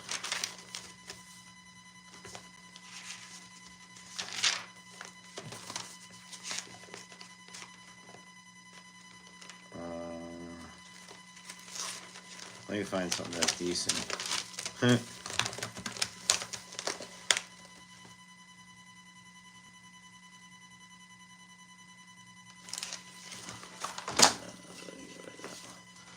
Let me see. Yeah.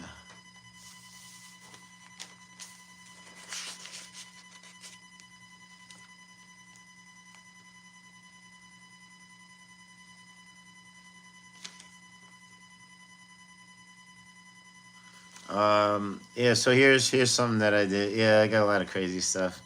You got a problem with me, you better call Houston. Switch will make you split like 710 with two pins. You can use your illusions like Guns N' Roses, but you're losing.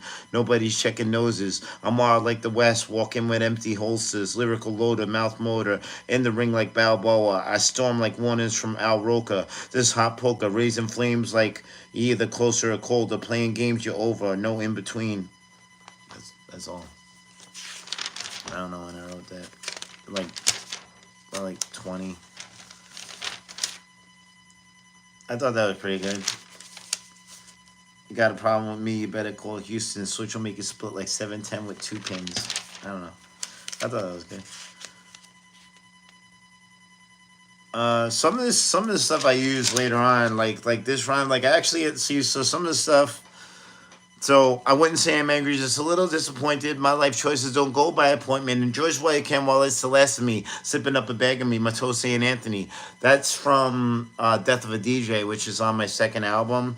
But then I probably wrote this years before that, and I wrote, I'm not mad, just a little disappointed. I got rhymes so sick that I need ointment.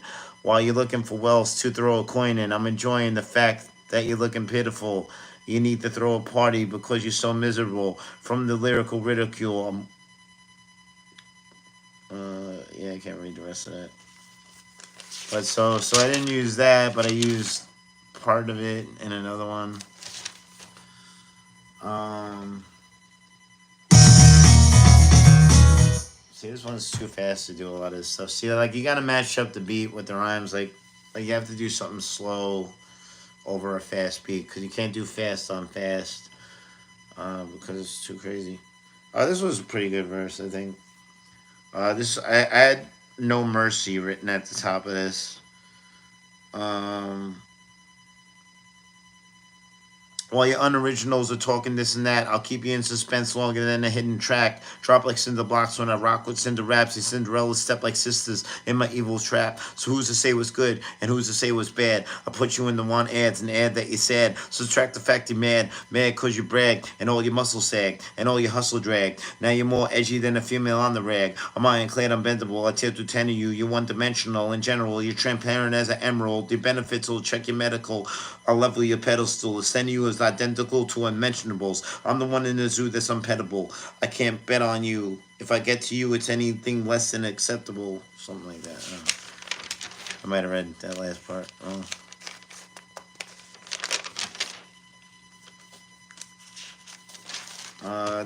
This one was supposed to be on dark comedy. This was called serial comical. Serial comical is not actually a real uh I used to read the dictionary a lot to find like new words to say in my rhymes that like other rappers weren't saying. So I was gonna I was gonna write a whole song called I had a cool beat for this too. I don't think I have that beat anymore. I really like I remember the beat for this and it was dope. Um it was simple but it was dope, you know? But it goes, I rain so much that it rusts when I touch, drive you nuts. Ease my foot off the clutch, shush. Like I'm writing back, you didn't spring a leak, but slit the tires on your Acura. I told you once, I tried to be nice. You know how that goes. I didn't have to say it twice. Upset your Sanders got you swearing Jesus Christ. At weddings, I threw chairs because I couldn't find rice. I rode a half pipe. I fell down thrice. Got up till I'm doing it right. Now these are a few things that I like. I like to write in the middle of the night. I like football, so hike. I used to like Mike and Ike's the candy that beats their wives. I'm taken serious when kidding and vice versa most times. One out of every three Gorgons have snakes on their mind. I've organized rhymes, line after line, and I'm never the one with the wool over my eyes. Um, yeah, that's actually a pretty good line too. One out of every three Gorgons have snakes on their mind. That's a Medusa line right there. Are you really shushing me on my live feed right now? This is music. It's the thing that goes with the music. It's poetry, damn it. But you don't care. No, I'm just kidding. Yeah, you're hanging out with me. I dig it. But yeah, Medusa had snakes, and Medusa and her sisters were. I'm into Greek mythology, so I make a lot of references to that stuff. And the Gorgons were the like Medusa sisters or whatever. I forgot what the other ones were called. Which line in the song? Which one by what the Mike and Ike's the candy that beat your wives? I thought that was funny too, but I probably I don't know that I wrote that a long time ago. I wrote that in like my 20s, but that's a pretty good line too. I said shush. Okay, I thought you were going shush now make music, so I didn't get that you were referencing. Oh, I forgot. I don't know. Sorry, I'm a little out of it. I spent like an hour and a half working on this beat and telling stories and shit. But yeah, shush, like I'm writing back. You didn't say yeah, yeah. Thank you. I appreciate it. So shush, I'm writing back. You didn't spring a leak, but set the tie on it. Accurate. Yeah, that's some good lines. That's some good stuff. Um, yeah. Let me so I like this. So I'm gonna How much do I like the beat?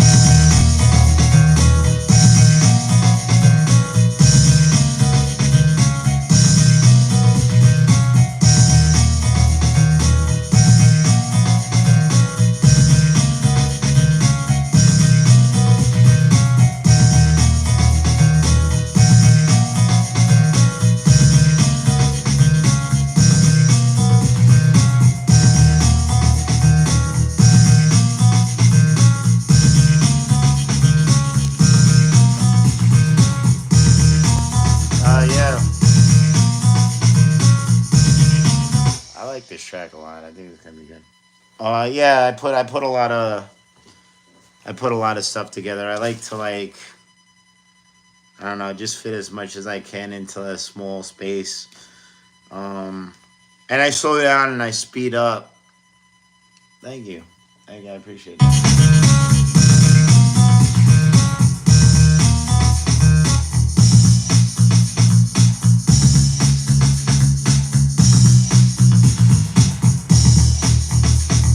Just the fact that this is only the one bass line and the beat,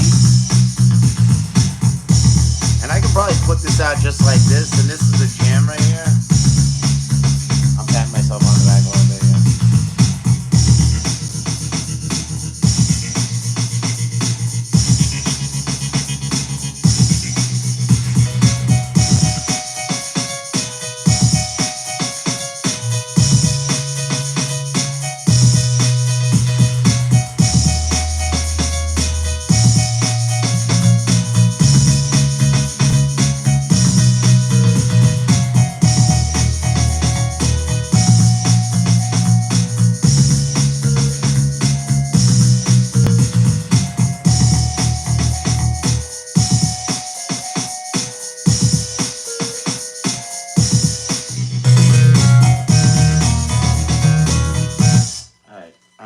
with that.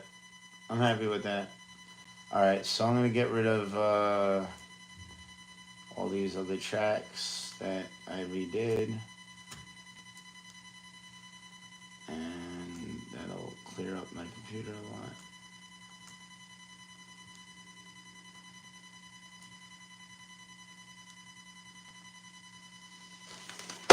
Everything falling on the floor. All right, delete, delete, delete, and now I want to find that uh, other belly dancing song that. All right.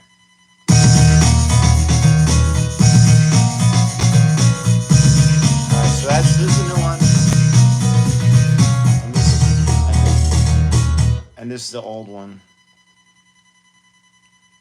Hey, criticize. What up?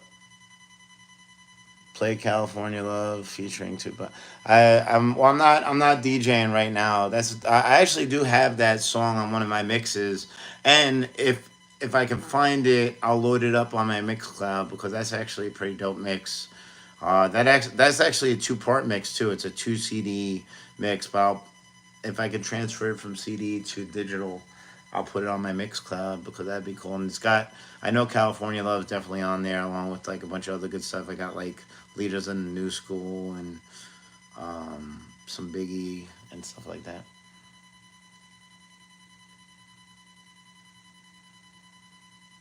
But yeah, I love that track. That's my joint. I was just singing that on the strip the other day too. You know, get out of jail, California dreaming. I see hookers screaming. All right, so that's good. So I'm gonna save this real quick. Save as. Oh, that one felt good. That felt good getting done. That was a lot of work. I knew that one was gonna be a lot. So much going on in that. I can't wait to stretch that out into a full track. I bet my boy Corey would like that track a lot. I bet he would dig. I gotta send that to him. Um, he likes stuff like that.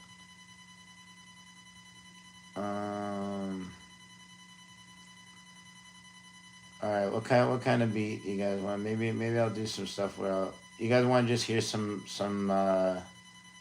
rhymes over some cool cipher beat. Yeah, I'll have some fun real quick. Let's have some fun. Thank you guys for watching.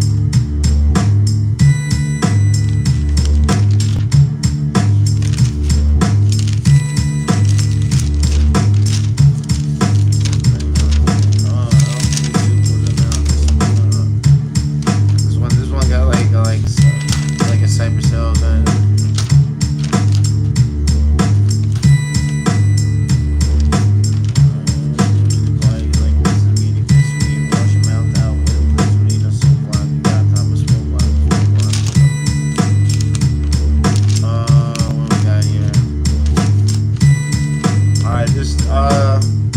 This was on a verse. I think I put this on a mixtape.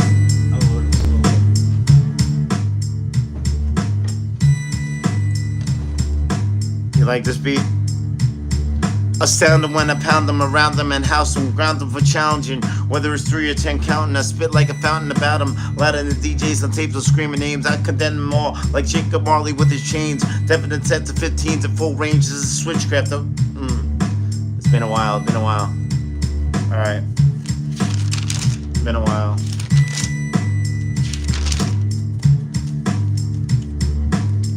My handwriting is terrible. Alright. I'm like the Tin Man with quick hands after Dorothy oiled me. Painting like Bob Ross, this is the joy of me. I scratch easily, rappers lay down doilies, avoiding me. Can I get the mic? Certainly. I heat up like Boyardee, and all you see is smoke from burning me on CDs before I'm next to croak. Cause I'm the attacker, my lips are the scabbard, my tongue is a dagger, and I'm gonna stab ya. In my syntax with mint raps like Tic Tacs, I'll leave your chin cracked from impact and dripping wet like a gym hat. I should save that one actually.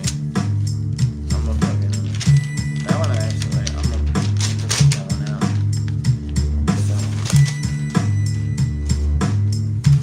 I've been saving all the ones that I like. My tongue is a dagger. Yeah. I made a rhyme like Superman. You want to hear my Superman rhyme? Yeah, this one was kind of cool. Tell me if if you know anything about Superman. Tell me if you recognize any of these references. I call this super rhyming. Yo, check it out, check it out.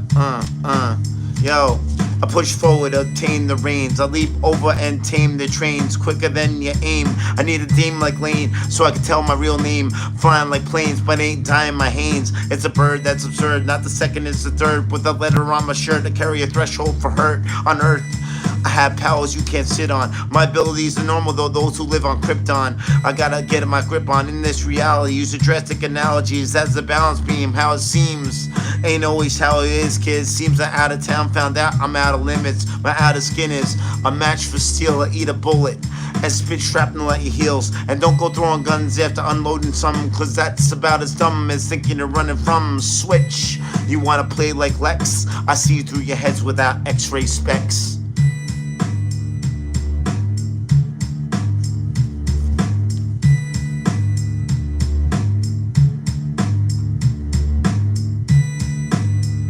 Okay.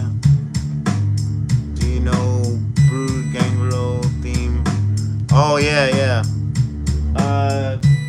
Yeah, Gangrel was dope. He was like one of them like gothic wrestlers. I remember that stuff.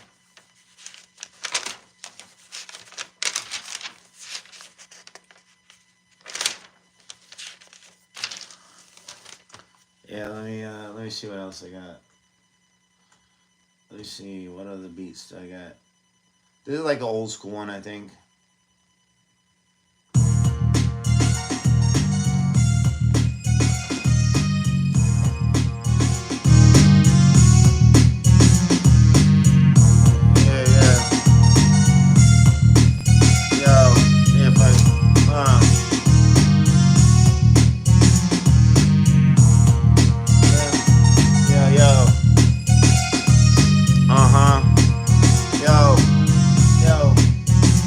Yo, I rip trap to sit rap, to sit rap, to sit rap.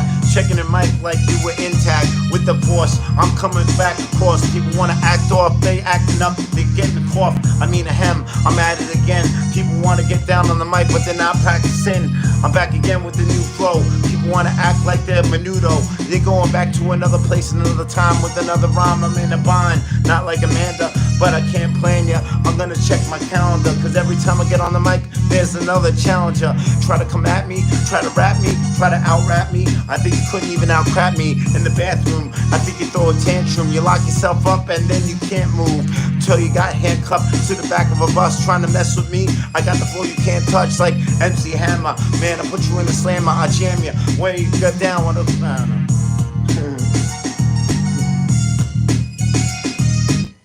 That one's cool, I like that beat. It's got that 90s vibe to it. That wasn't really the best freestyle though. That was kind of shoddy. That was a little shoddy. I'm trying it. Let me see. Breakthrough.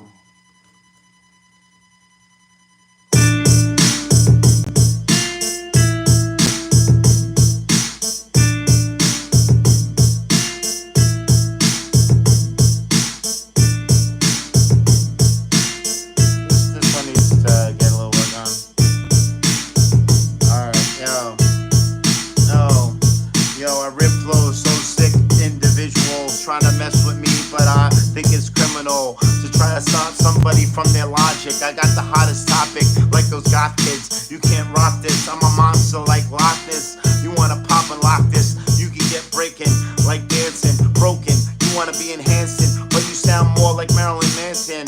You wanna be screaming like a demon. If you're stepping up to me, I'm gonna break you like it was even. I'm even Steven, I'm even leaving. If you try to mess with me, I leave you cheating on your homework because you act like a jerk. People wanna act up with me, yo. Do you think that they're perfect? But they're not perfect, they don't work it, they don't get inside my inner circuits. I make you short circuit when I get inside the flow. People wanna step up to me and I'm like, hold up, no, you can't do that. I'll do a throwback and then I'll rule that. Yo, oh, that's my freestyle. Freestyle off the top. Hottest topic, like goth kids. Yeah, I thought that was pretty good. Uh, just off the topic.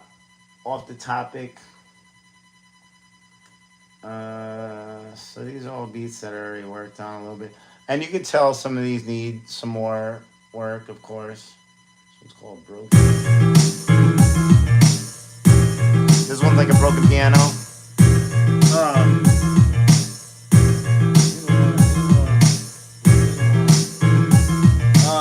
yo, yo, have you seen more? I think I see more. I think I broke my keyboard.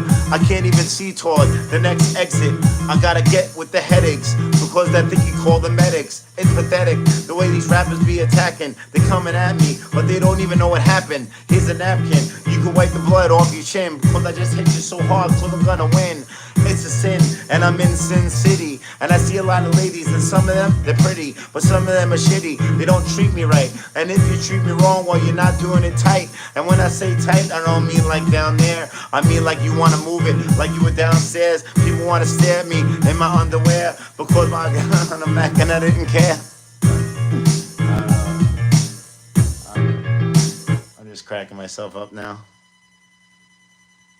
Criticize, what up? Let's make a community group or channel, something like that, where people with similar passion and hobby can join together and discuss their favorite music. I thought that's what I was doing, bro. That's what I'm trying to do here. You know, I mean, well, it's not really necessarily a community channel, but there's a community within my channel, and I hope to bring people together. Um, and I got a lot of I got a lot of ideas, I met a few people recently that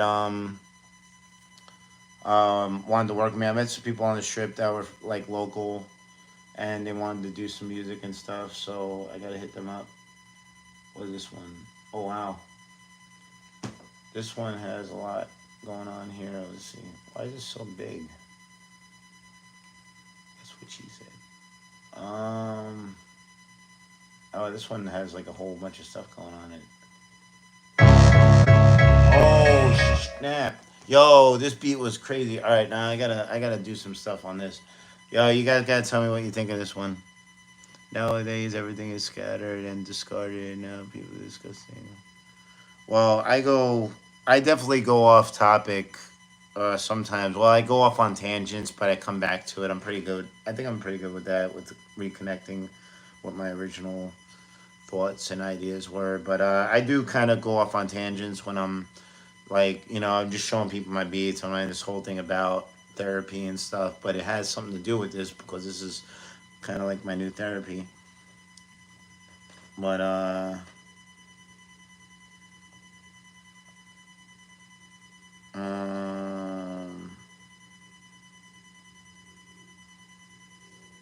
let me see. Let me see what I got in here.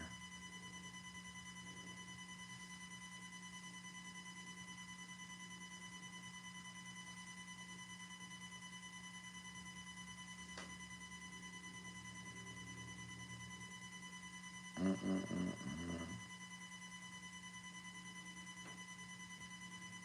All right, this was I think I have this one on my page already, but I'm gonna see if this goes this. All right,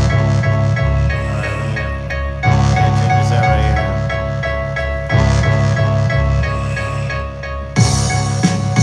Yo, I listen to old school cats that make you wanna write a. Oh, are you kidding me? It shouldn't be doing that. Damn it! I messed up the whole thing. Oh, it's fine.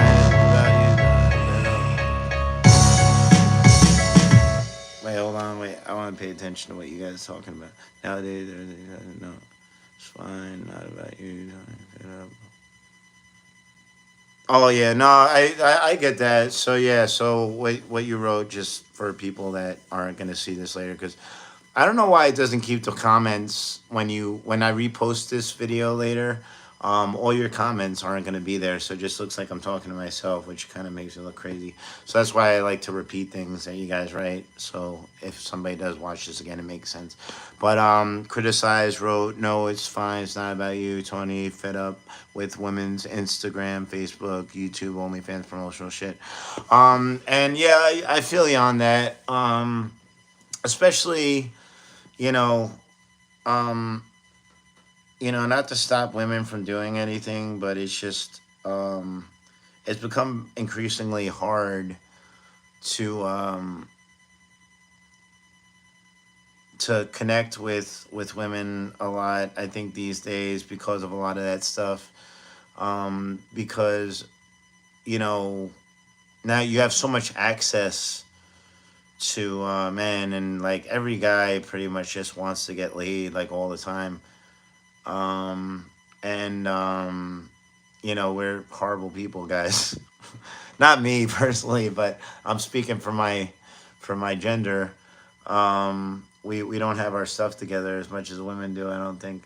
And women have so much access to like everything now, where you know, like even with my ex, like she had all these guys on TikTok and on OnlyFans and um Facebook, Instagram, everything, just like guys, girls, and like constantly berating her.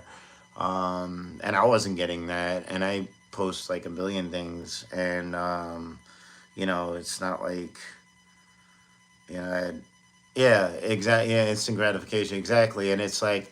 And when you're getting that all the time, and then you're with your significant other, you might start to feel like they're not complimenting you enough because you're getting it on here. And I noticed that that's this. I don't know how it is for. I'm not going to speak for everybody, but I want to see what you guys think of this. So I don't think it's everyone, but I've noticed that I think like as far as getting compliments on like Instagram or Facebook or whatever, TikTok, that's good enough, like for women. And I think it's because it's easy for them to get the physical attention more than men can, because like you can get compliments from women all day, and then as a guy, and you'll be like, oh yeah, why don't we hang out? They're like, oh, no, I don't want to hang out. Like, I was just being nice. And like that doesn't really happen with women. Like with if you on the other side of it, if you're like a woman and then you're like all these guys are hitting on me, yeah, like if you give them a shot, like they're gonna go for it. So I don't know. It just seems like off balance to me, and I guess there's nothing you can really do about it. And I appreciate that you agree, and because you're a woman, and you know, um, it's rough. It's rough because I can't just walk up to somebody and be like, hey. But there's a good chance that they're gonna have other things. I've been out here. Like when I first moved out here, um, I was like my job is to talk to people in general, like kind of like and I'm flirty when I'm out on the strip because part of my job. But it's hard, but yeah, it's hard. It's hard being a dude right now. I mean, and women have their things too. Like, I mean, so just to give them their hardships too is like, as a man, like you don't have to go out on a date and be like, is this woman gonna like ra what me. I don't want to say that on, what I mean though, is but like, or am I gonna get hurt, or is this guy gonna hurt me in any kind of way? So like guys don't have that. So it's I guess there's an imbalance with that as well. So it's hard. It's hard to exist right now. It's um just for everybody. And what was that? And all we can do is try to like communicate better. And that's my thing. My whole thing is communication. Exactly. Yeah, women have to be careful. Men have to be careful. Like men have to be careful with their money, and women have to be careful with their bodies. You can quote me on that. Yeah, I think it's hard. I think it's hard for everybody, and just in different ways. Um, but even my partner that I work with was like, what did he say the other day? He was saying something like I was talking about women in Vegas, and he was like, oh yeah, like nobody has a job out here because of OnlyFans, and I was like, dude, there's literally like 1,000 people working like right in this area that have regular jobs that aren't on OnlyFans, dude. Like, I don't get where he got that from. But just the fact that he said that out loud to my face, like, made me think like that's kind of weird that like you think that from our teenage life to our adulthood, what we have seen growing up came crashing down like a piece of paper. That's yeah. I don't know. Criticize. How old are you? Criticize. I'm 44, so I was around before all the internet stuff, and I'm gonna be very honest with you guys. I did not get a date until the internet happened, which is kind of sad because I grew up in a time before. Like, I mean, I guess it was like I was on the cusp of it because I was 19 when I started dating. Like, I didn't have a date. Like, not really a date. Like, I hung out with girls in high school, but like they weren't really interested. They were always kind of friend zoning me. Um, but they liked me. They liked everything about me but me, which, you know, in girl logic. That's what I yeah. Yeah, I didn't start dating until AOL chat. AOL chat. I don't know how old you guys are, but if you remember ASL A/S/L location single male 5'10", whatever, you know. Um that was like me at 19. And the thing is, it was kind of crazy because I was always working out, and I was always fighting, not against my will, because people would just mess with me a lot. So I was always getting into stuff. So I was pretty tough, pretty strong. Um, I think I was a good looking kid. But I got a lot of nasty things said to me in high school, and then when I turned around like 19 or so, I guess somewhere between 17 and 19, I wasn't in school at that point, and a lot of girls like came around all of a sudden, like a lot, like every like oh like you're so hot, like I never been called hot in my life, and I went on this thing called Hot or Not, which was like I guess that was like Tinder before Tinder or something. But it was called Hot or Not, and I actually met my first girlfriend on there. And I was rated like a 9.6. I put a picture of me with my shirt off and I had my six pack showing and whatnot. And I was like a 9.6, and I was like, I remember like showing my friends that, and they're like, it's probably a bunch of dudes. I was like, wow, you guys are terrible people. Why am I hanging out with you guys? But yeah, I met my first girlfriend. She was really cool, and it wasn't even about looks. Like really, like um, she wrote paragraphs to me about like art and stuff. She was like, we were writing about drawing and art and fashion stuff like that, and that's how we connected. So it wasn't even like I thought she was cute, and she thought I was good looking, but yeah, Hot or Not. That was a real thing. You could look that up. I forgot what that got swallowed by something. Probably like whatever. But that's what Facebook started off as too. Facebook originally was just rating girls, dopey college Harvard kids, like rich dopey kids, judging girls by their looks or whatever. I don't know. But that's what Facebook was before it became a political nightmare. Um, and yeah, I don't even like Facebook. To be honest with you, I don't even try to go. It's just horrible stuff. It's like political bullshit. People complaining about tedious stuff and obituaries, basically just whoever died. Like all you hear about is everybody whoever died. Like this person died, this person died, this person's birthday that died.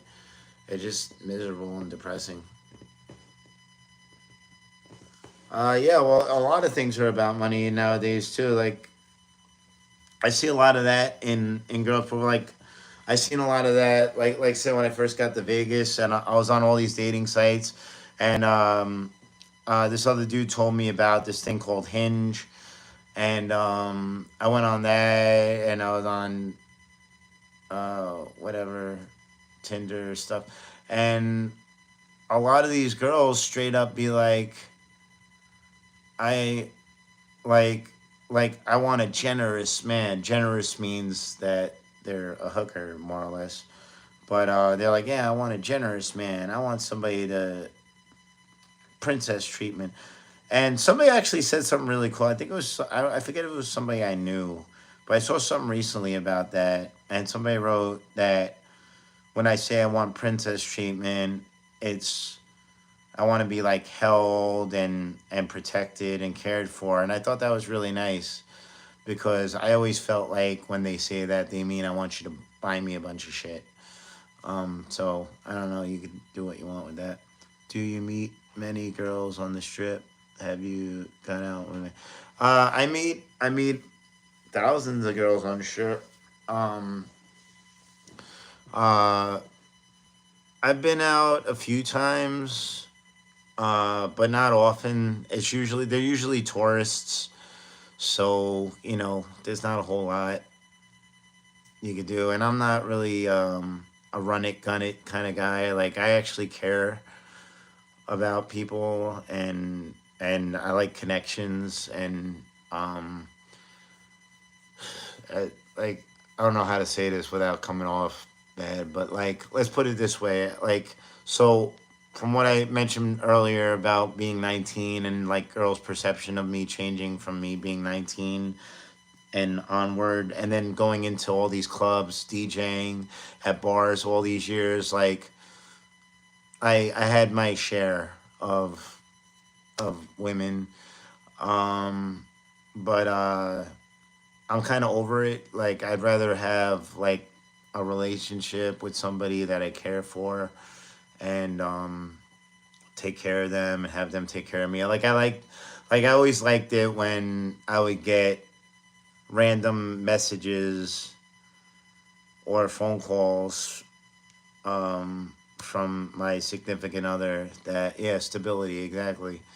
Um, Yesterday I was at the Usher, yeah, brain. Oh yeah. That's I used to play that all the time. I was playing that on out on the strip too. I played my DJ mixes on the strip too.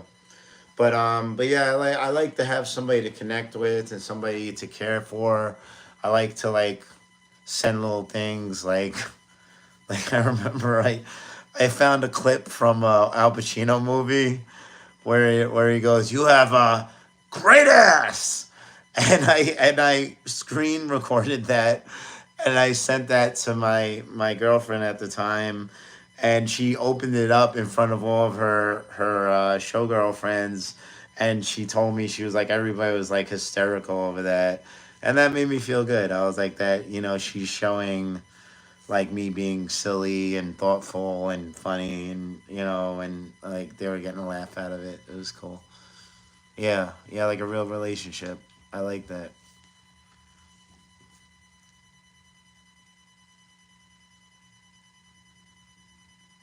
Yeah. Well, I wanted to play a shirt. For some reason, my studio program, I got to figure out why this is pausing on me, but it pauses.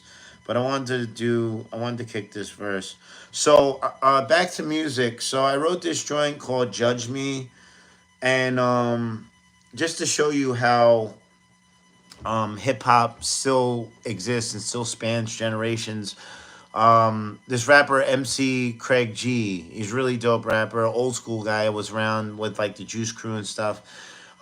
He's still making records, and like last year he put out a new song. It was on Instagram, and I heard it, and I was like, "Yo, this is dope, man! This guy's like probably like 60 years old or something, maybe more. I don't know, probably like in his six, I don't know, 50s, 60s." And it's 5 o'clock on the dot. My drop top. I got a pretty little thing. Just wait. Oh, that's cool. I like that. I like that. That's dope. I like that.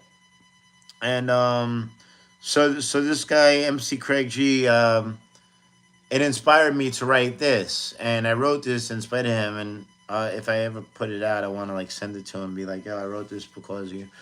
But I want to see if I could do it to this if this doesn't pull it out. But and I like this beat. What? Tell me if you like this beat or not.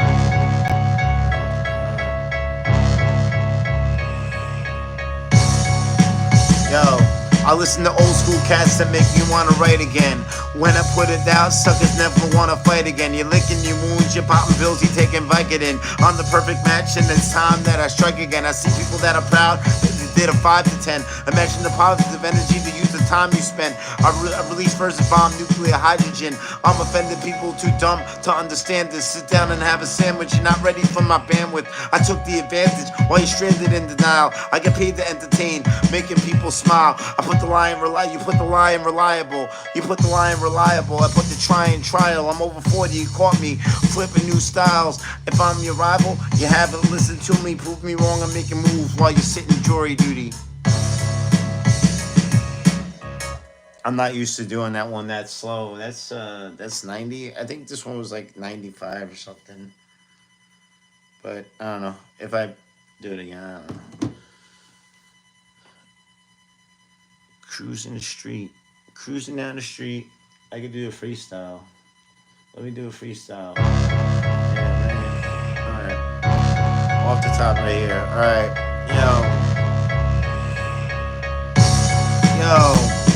So we're talking about women like we're Archie. A lot of these girls wanna get with me, but they don't part with me. Not mentally, they wanna get to me. I'm sentimental, but I'm eclectically logic. And they don't wanna get on it. They wanna sip and drink that juice and tonic. They don't want it, but then they do, but then they don't. Because when they will, they won't. They got all kinds of crazy stuff going on in their minds. They can't find the time to act like they're not looking blind. You wanna see me in my pictures with my shirt off. They wanna see girls with their skirts off. A lot of people over sexualize the nation. They wanna get down with that real messed up. You know what I'm saying? They ain't playing, they got this. They wanna rock with this like a monstrous. You could be like Tupac with this. I get around when I listen to a sound. They don't wanna play around. I'm going up and down and back and forth. I'm side to side and I'm ready to go off. People are so soft that they're getting kind of flaccid. When I blast this, they couldn't pass switch. I'm gonna laugh at kids that act like they got the math with this. Cause when I say math, I meant the digits. I was getting with this chick named Bridget, and she didn't know how to work because she was really a. Alright, let me stop. I don't know. I don't know. I was trying to keep it on social. It's fun. It's fun to do that. Like where you try to like hold on to a topic so hard. Like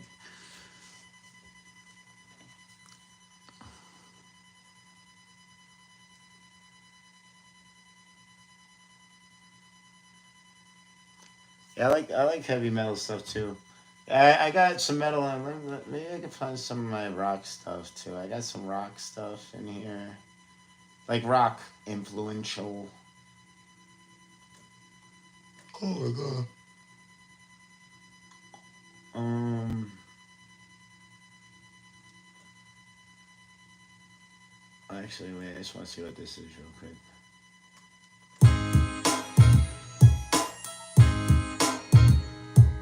I like this beat. See, I like that beat. Uh,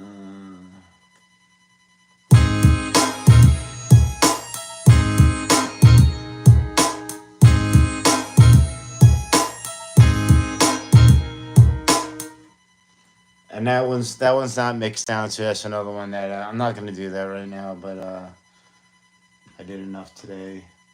I got at least 3 or 4 beats mixed down today, so that's cool. Um, and I got to chat with you guys, and you guys are totally cool.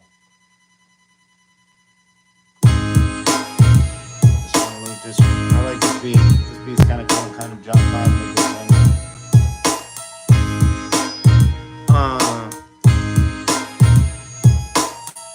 Oh yeah, yeah. Well, a lot of times you get good influence from your parents. I mean, just sometimes being in the car, like my grandmother would listen to like a lot of oldies and stuff. So I got a lot of even though well a lot of that like old Italian music and stuff. So I got that in me. I even sampled some Italian stuff. But she'd have like sometimes, I guess like Dean Martin, Frank Sinatra type stuff. But even she was much older than that though too. Like that wasn't even really her time. That was even somewhere in between like her and my mom, I guess. But Deep Purple is cool. I've seen Judas Priest and Black Sabbath. I've seen Judas Priest open up for Metallica, and I've seen Black Sabbath at the Ozfest. And they had Slayer was there too with Super Joint Ritual, which was Phil Anselmo's group from Pantera. Um, and who else? Who else? Iron Maiden is cool. Blink 182, I don't really listen to. I played their stuff at the bar. I couldn't tell you any of their songs, but I definitely have some of their songs because I know I would play some of their stuff. But um, nothing against them or Green Day too. Like Green Day, like I know some of Green Day stuff. Like I said, most of that stuff. Like I'll play a lot of that. Like the smaller bars and stuff. I play like Green Day and Black Sabbath and Blink 182. Like some punk rock stuff.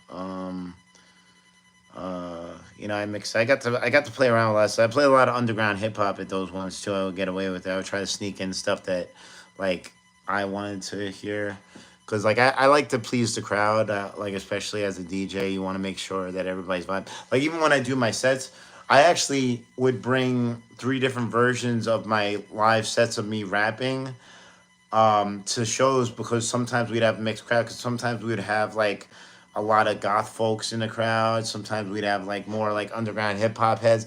So I would actually change my songs up. Like if I saw like I would do like Halos and Horns and Soul Controller because those are kind of like talking about like God and devil and um, like more spiritual stuff. So I would actually change my setup depending on the audience because I wanted to make sure that everybody was enjoying my show. And I know from doing the open mics all those years what stuff works and what doesn't. Same thing with me DJing. DJing was a little easier because I had everything there all at once. But like if I was gonna do a set, I had to set up multiple sets and stuff like that. But I had fun doing it. I would do it right up until the end of the show. Like it was funny because a lot of guys would ask me, they're like, "It's like, dude, what are you gonna perform tonight?" I was like, "I don't know." So like, but the show's starting in like an hour. I was like, "Yeah, I know. I'm doing it right now. Um, I'll get my stuff ready." And they're like, "You doing that right now?" But this place is like 20 minutes away. I was like, "Oh, I'll be fine." And I would always tear it up because I had all my stuff memorized and this and that. So.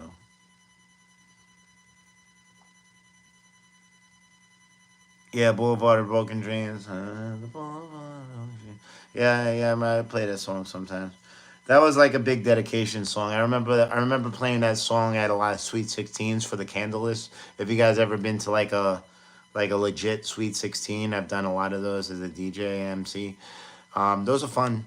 And Boulevard of Broken Dreams was always on the list. Country's cool. I can dig some country. I don't go out of my way, but I played a lot of country at Bruno's, this place in Ronkonkoma. I play like "Save a Horse, Ride a Cowboy" by Big and Rich. That song's cool. I like that song. Gretchen Wilson, like "Here for the Party" and "Redneck Woman." Like I remember playing those songs a lot. Like Tim McGraw had like, or was it Kenny Chesney did "Whiskey Girl"? and Tim McGraw did I Love This Bar, right? I love this bar. I play that all the time. Um, Garth Brooks, Friends in Low Places. I would do that song for karaoke. And the only reason why I even knew that song for karaoke is because I played it so many times because that's like a good happy hour song. Um, yeah, I know my stuff. Yeah, Carrie Underwood's been out here for a while, I think, right? She's had a residency. Shania Twain too. I love seeing the people with Shania Twain shirts because I always mess with them. Because like somebody will come up to me and I'll be like, "Oh, you like Shania Twain?" They're like, "Yeah, I love her." I was like, "That doesn't impress me much." That always gets a laugh. But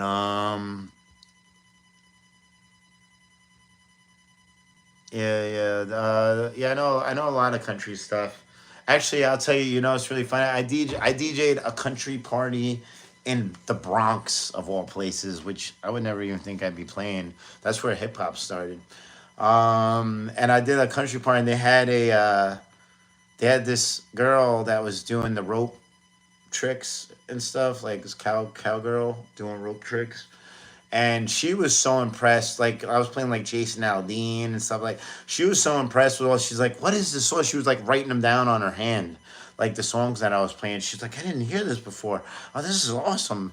So like, this is not even music that I so this is me as a DJ. That's what I mean. I take DJing to me is life. Like it's culture. It's life. It's my I am DJ.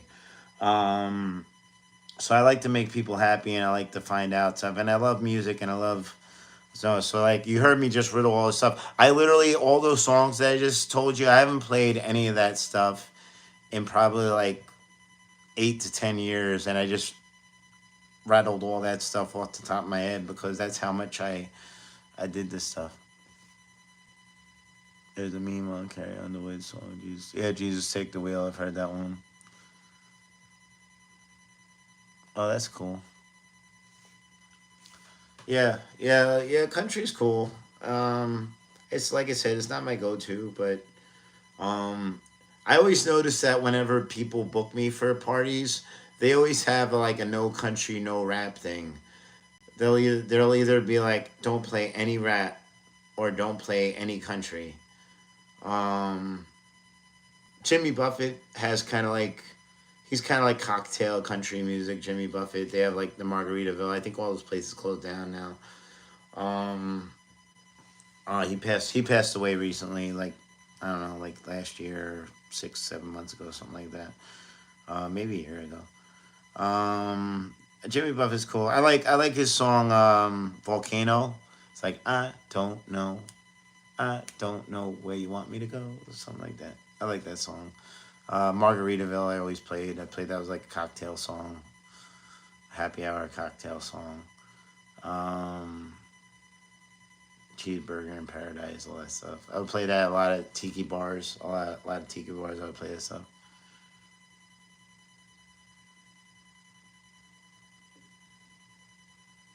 Oh yeah, can Axel still sing? I don't know. Last couple of times I think I've heard about him singing live. He lost his he don't have his. I loved Guns N' Roses, man. I had Appetite for Destruction on tape. Um, I like that song Crazy. You're effing crazy. That was on Use Your Illusion. I think I forget if it was on one or two. One of my favorite songs of all time is "You Could Be Mine." You could be mine, but you're way out of line. I can't hit those notes like he is. I wish I could. I love that. So that's from Terminator 2. That was and even had Arnold Schwarzenegger in the video, and he's holding the gun up to like the whole Guns N' Roses group, and he's scanning them, and he's like, Axl Rose, Duff, and all that stuff. That was cool.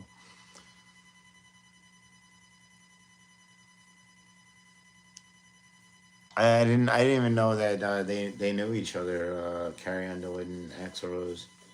That's pretty cool. Yeah. I love Guns N' Roses. Sweet Child of Mine. There was some movie. that used "Sweet Child of Mine" at the end of it. It was like some kind of like, I don't know if it's like a romantic comedy. I don't remember what movie it was, but it used that song in it. And I remember like getting like tearing up. Like they really did a good job with like placing that. That's what I love about movies and music too. It makes like songs and movies make such a big difference. I have a movie that I'm trying to make that I'm gonna put on YouTube, but I have a song. I want to see if I can get permission for it because I would like to, get my, you know, content pay for the making the film because it's gonna be a lot of work. It's like a short film. It's like a Red Riding Hood movie, but I want to use a Red Riding Hood song in it. It's uh can't think of the name of the group right now. It's from like the '60s or something like that. It's like Little Red Riding Hood. I just have this in my head to have that play. You'll see it. I'm gonna make the movie at some point. It's like Little Red Riding Hood in Vegas. And I wrote a whole script. I wrote the script in one shot. I wrote the script. It's like I think it's like 8 pages. I wrote it in like I think like 2 hours or something like that. Yeah, Paradise City. That's a great movie. Take me down to Paradise City. We go. I used to sing that song when I was a kid all the time. That and like Lime in the Coconut by Harry Nilsson. Like she put the lime in the coconut and drink a bowl. That's Harry Nilsson. Harry Nilsson. I think he worked with like the Beatles and so he's worked with a lot of people. Um, I got some of his records too. He has a song called "Breaking My Heart." And I love this song because people weren't really cursing a lot in the '70s in music. Like you didn't really hear a lot of music with the word like "fuck" in it.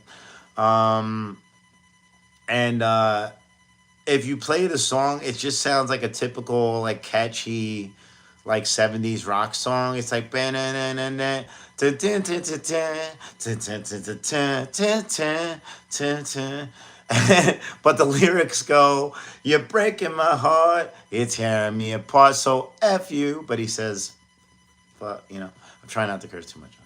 But and I would love playing that at the bar because I would put that on at the bar and it would come on and people would be like, because they wouldn't know the song, but they would like it because that's how you know good music when people don't know it, but they're like, oh wow, like what is this?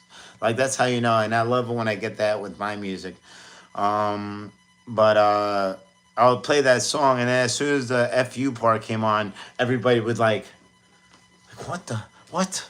Like get all confused and it was amazing. And then people would like come over to me and be like, "Bro, what is that? Who is that?" And I love that. And that's being a DJ to me. That's being a real DJ. That's crowd participation, crowd notification, crowd getting people involved, getting people talking, getting people moving, singing along, dancing. Like that's what being a DJ is about to me. Like, like in real um and that's what I liked about the Crazy song too, because like I don't know, songs that had like curses in it that weren't rap songs intrigued me. Like you're effing crazy. I love that track, and that's just a good sounding track too. Both those songs are really good soundtrack. They just haven't had the F word in 'em. Oh. It's a little after midnight when my phone's on like 17% right now, so I don't know how much longer I'll stay on. But I've been on for like almost 3 hours now. It's pretty good. Pretty cool. Who else is watching? We got 4 people in here. I know Tizzy and Criticize been in here. I didn't know they made an emoji for the. What is that move called? The swavy. I don't know what that's called. I'm too old. Thank you. I appreciate it. I'm trying to. This is helpful for me, and I really appreciate you guys like hanging out with me and stuff because I don't know what I'd be doing right now. Like I mean, I'd probably just be messing with my music, but I'd be talking to myself like a crazy person. But I love this like back and forth, and I love the fact that we can use technology to reach each other because I feel like going back to what we were talking about earlier, I think a lot of people misuse technology and misuse these great things that we have. Like like even like stuff like ChatGPT, like I use ChatGPT as kind of like an assistant or to help me like with like figures for my business or to like organize stuff. But then I got people coming out, they're like, yeah, I use ChatGPT to write a rap song, man. Like I could write a rap song like you now. It's like, dude, that's really insulting that you just said that to me. So like I feel like a lot of people don't use technology proper, but I feel like this is the right way to use it, where we're connecting and I get to play my music for you guys, and you guys get to tell me, you know, your stories, and we get to trade up and stuff like that.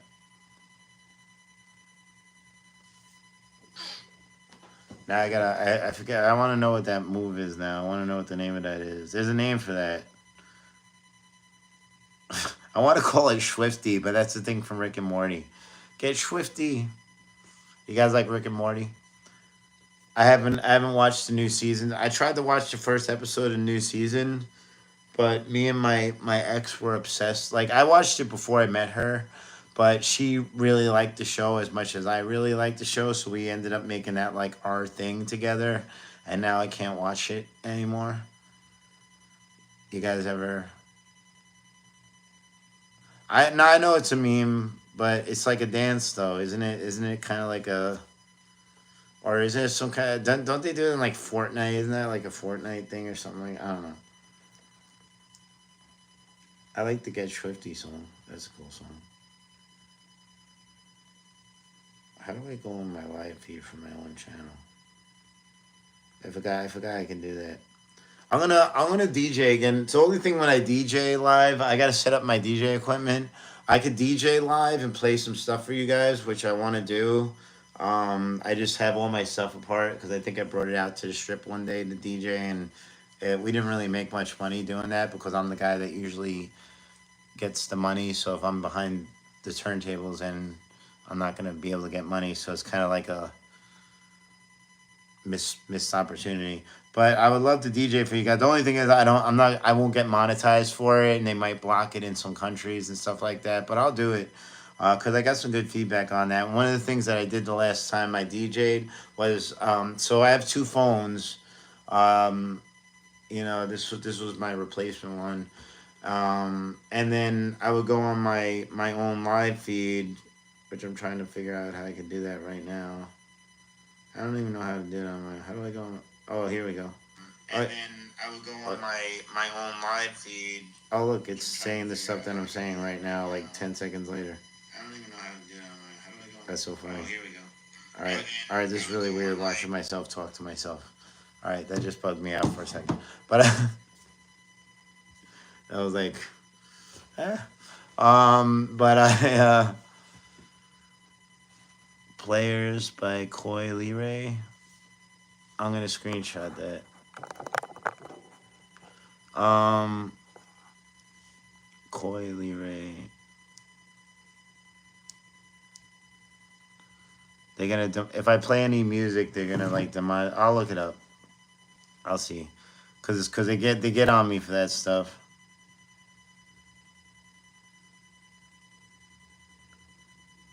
They I just wrote my own chat. See, so I was doing that on my live feed when I was DJing, and I was able to kind of like comment because I had to put my phone far away, so I couldn't really talk to people directly. So that was kind of fun. So I'll do that again if you guys are interested in that. Um, okay, all right, yeah. It's funny. I was like, that's so familiar, and I'm sorry I never got to check it out. I'm gonna do it right now. Uh, Hold on. Coy Leray, Coy Leray. I keep on wanting to say Leroy. Oh yeah, Coy Leray. Players. All right. I knew I needed to find a way to navigate the market with more confidence. That's when I discovered Kraken's educational resources. Kraken. See me, I love breaking the rules. I do what the fuck I want. Oh man, come on, this got curses in it. Is this a song or what?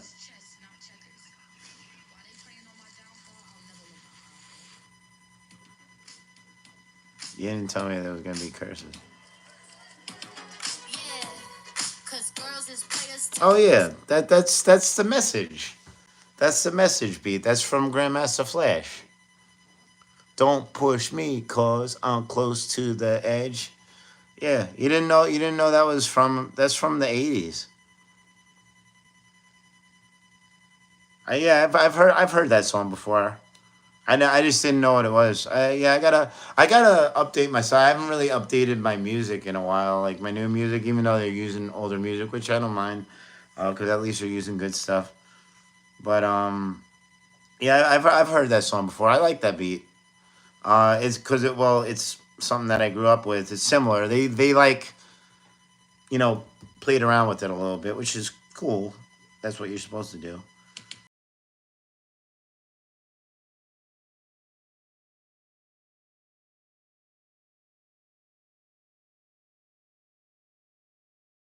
A bit, and they made it a little twangier. See, I'm good like that, and all my stuff.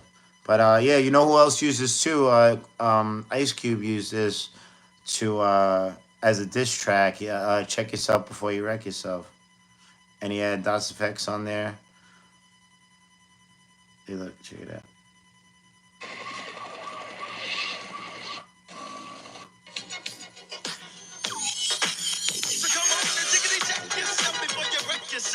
Yeah, that's my jam. Yeah, yeah, that's been used a few times. Yeah, that's cool. Yeah, I remember. I've heard that song before. I'm gonna get that song because I actually like that song, and if I ever get to DJ like a younger person party or whatever, it'd probably be nice to play because I haven't updated my music in like 3 years or something. But I'm gonna be honest with you, most I don't think I really need to because I've been in Florida, Texas, uh, Hawaii, Louisiana, Vegas, New York, and everybody still pretty much plays 95% stuff from like the early 2000s and before that. And like anything after that, it's like maybe like 10 songs. So I'm not too worried about it because a lot of the newer stuff really isn't that great. Like that's a cool song. Um, there's a couple here and there. Like I'll hear a song and I'll like Shazam it or whatever that is. Like Google here and be like, oh, yeah, yeah, that was totally yeah. Look up the message by Grandma, and that's a good song. And did you know that that song was actually monumental to hip hop because that was like the first, like one of the first conscious rap songs because he's talking about real shit in that song. Before that song came out, all rappers were like, "Yeah, I'm the best of this, and I'm the best of that, and I can do the best damn rap, and my DJ dope, and my DJ slick, and my DJ does all the." It was like that's like, and then he came out with that, and it was like, "Don't push me." He's like broken glass everywhere, talking about like crackheads and hookers and not getting sent to prison. And then he also did white lines uh, going through my mind. That was like anti-cocaine song. So yeah, that was all Grandmaster Flash, Melly Mel. So those guys were like changed the game. So yeah, they made a big difference in hip hop, and that's the stuff that I grew up listening to. That was like what struck me because that made sense to me. Because like at the same time, like the stuff that was out when that was out was like at least for like typical white people was like the hairband stuff, like Bon Jovi, I guess, and like Warrant and that. Which and those guys are cool, and I play their stuff a lot at the club. You know, you play like Living on a Prayer and Cherry Pie and all that stuff. But I wasn't really that wasn't really my thing. My buddy John loves that stuff. And it's cool. Like I get why it's cool. I dig it, but I don't. It wasn't like my like I wasn't going around like blasting that or anything. But the weird thing was so like I listened to a lot of stuff. Like I would listen to like the monkeys though. Like I would buy like 45s of the monkey. Like hey, where are the monkeys? Like like I'm a believer. Like I like that stuff when I was a kid too. Um, And so like I don't know, I was kind of all over the place with music when I was a kid. I listened to a lot of classical music too, like Brahms, Chopin, Mozart, Tchaikovsky. Um, yeah, I'm like an encyclopedia for movies and music. If you ever want to talk about movies and music, like I could do that all day long, all night long, or for the next 14% of my phone until this thing shuts off. You never heard of the monkey? You definitely heard of the monkeys. Well, you definitely heard their music. I'm a believer. Then I saw her face. I'm a believer. They did a remake make of that song too with uh the All Star guy. What was that group called? Hey now, you're an All Star. Saying they did a remake of it for the Shrek movie. You definitely heard that song. There's no way you haven't heard I'm a believer. I don't believe you. I don't believe you if you ever heard I'm a believer. That was the monkey. The monkeys had a TV show. Um, they were kind of like a joke TV show version of the Beatles, but they were actually like a real band. Um, and I remember the show was really funny. Davy Jones. They were featured in well, at least Davy Jones was featured in the Brady Bunch movie, the remake Brady Bunch movie. That was funny as hell. That's a really funny movie. They like that was really ahead of its time, that movie, because they took the Brady Bunch, but they still kept them in their 70s like style and attitude, but they just put them in the 90s. And that was genius. Whoever thought of that was a friggin' genius. And then they had like Davy Jones from the Monkees sing at the school dance and stuff at the prom, whatever. Yeah, that's an amazing movie. And the sequel is good too. I forgot what happened in the sequel, but the sequel is good too. But the monkeys were cool. I listened to the monkeys like Rainy too. What was it? They had a bunch of songs. Matter of fact, Run DMC sampled the monkeys for Mary Mary. Mary Mary, why you bugging? That was a monkey song. And Del the Funky Homo Sapien sampled the monkeys for Mr. Dabalina. Mr. Dabalina, Mr. Dabalina, Mr. That was from the monkeys. Um, I did a show with the Google Dolls. They're from Buffalo. I did a show in Buffalo. They do the Music is Art Festival. I did a spoken word over one of my beats, and I had interpretive dancers learn interpretive dance to my spoken word poetry over one of my beats. Then and three other rappers wrote spoken words to my beat also with the dancers. That was really amazing. They were really cool. I got to record in their studio too. I was in their studio in Buffalo. That was awesome. Yeah, yeah, they're cool guys too. Yeah, I did a lot of shit. Did a lot of cool shit in my life. Yeah, they had like their studio was nice. They had like chandeliers.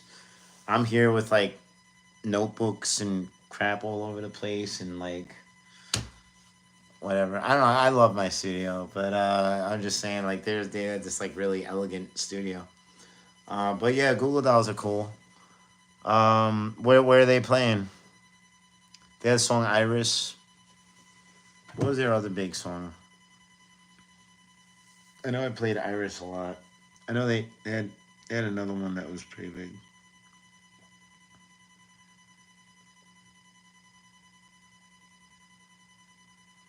I had a joke I thought was funny.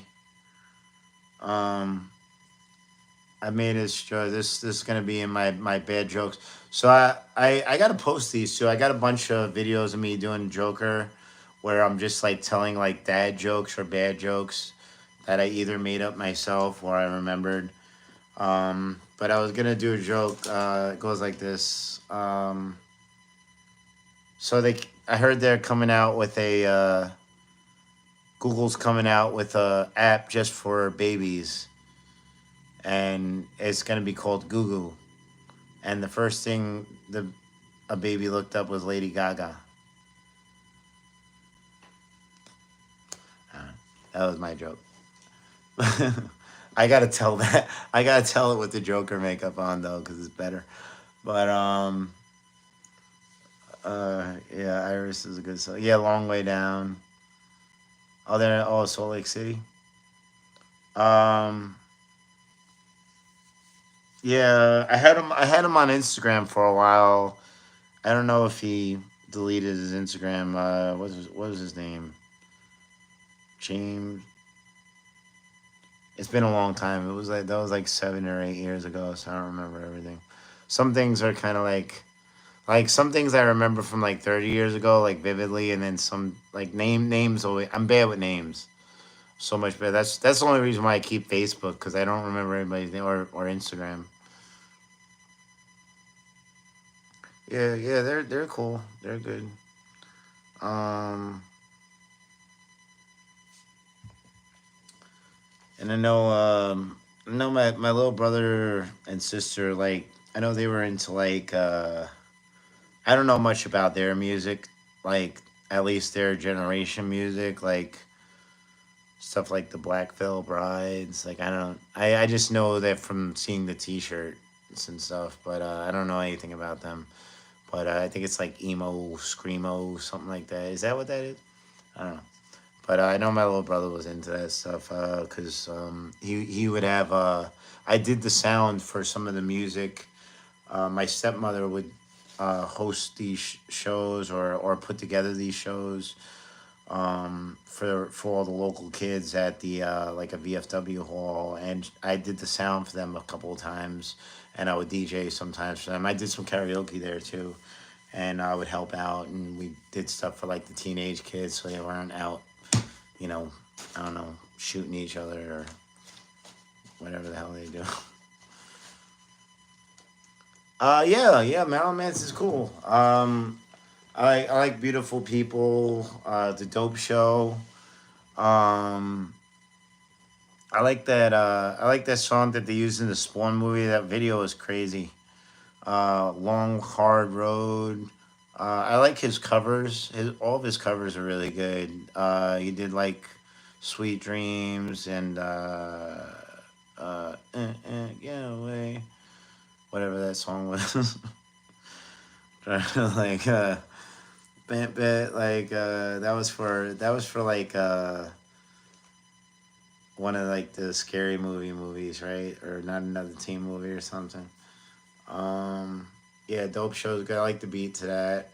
Um, uh, I actually played Beautiful People. I used the Beautiful People as a wedding walk up song for a couple that I grew up with. I DJ'd their wedding for them, and I used the when I was introducing all their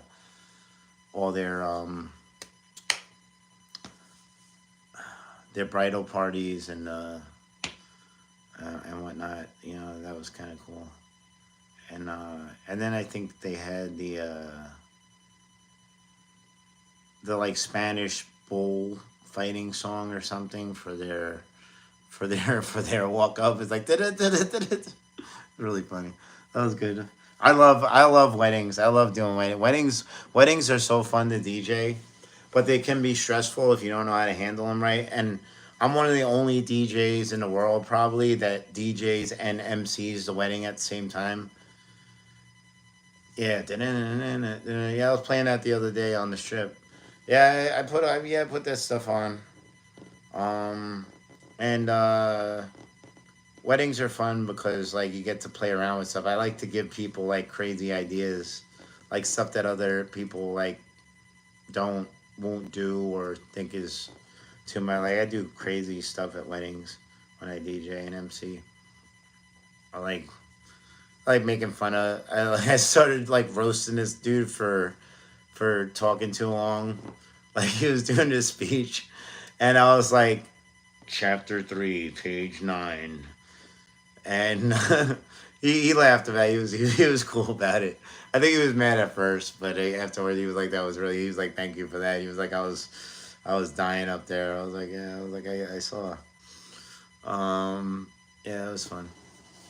Um, yeah, you do like the garter stuff and all like the sexual stuff too. Like when you throw the bouquet and then like you bring that into like sexual and the bouquet songs were always like It's usually between three songs. Usually like Girls Just Wanna Have Fun by Cyndi Lauper, Single Ladies by Beyonce, or what was the other one? There was a third one. It's been a while. I haven't done a wedding in a while. I miss though. I miss DJing. I miss really DJing. And hey, Mind Creation, you came back. I wonder if there's a way that I can switch over the phone so I could stay on for longer because I'm having fun. Is there a way for me to do that? Maybe I ask ChatGPT. Hold on a second, because this thing kind of shut off and like.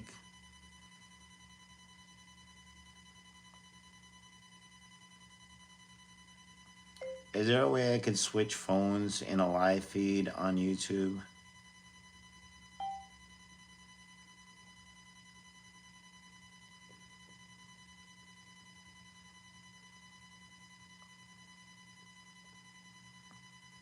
Oh, I have to have like a. I can't just do it on the. I can't just go to my page and.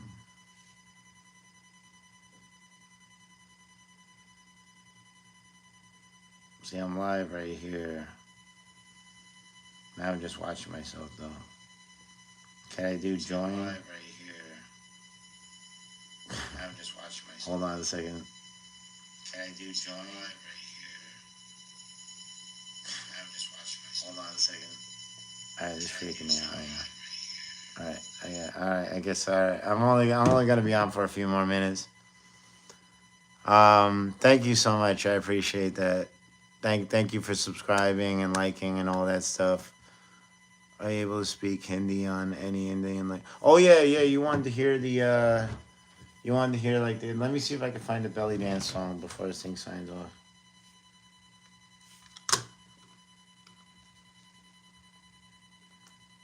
Let me see if I can find that. I might have to type that in. I wish I had a better way to look at stuff up. 'Cause I don't know where. Let me see. I go to Elixir. Projects. All right. Let me try belly.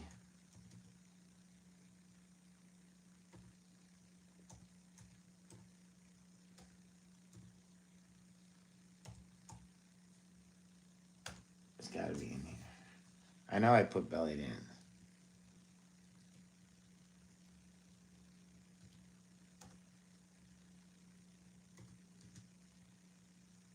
There you go.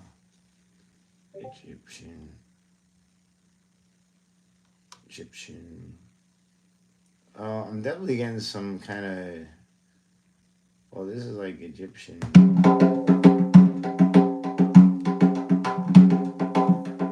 Dude, I don't even know what this is from. What is this from? I just found some. This is actually kind of cool. I don't even know what folder this is in. Oh, this is in loops. Jam pack world music. Where did that come from, though? That's weird. All right, I know where that came from. Projects. Is that letting me look it up properly?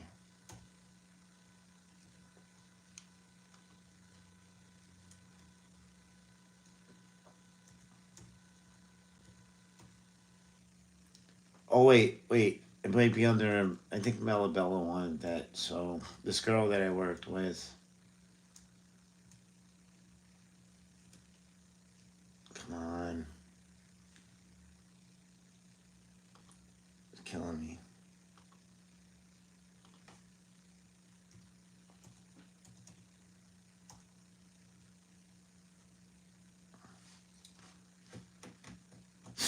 All right. I don't know. It's not letting me search for it. I thought Macintosh, whatever, the Apple computers were supposed to be easy to find stuff, man.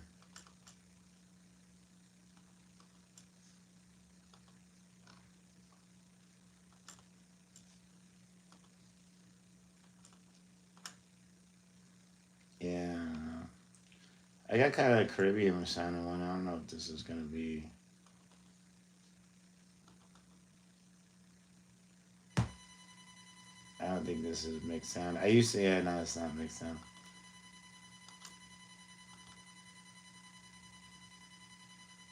Oh, um, what is this?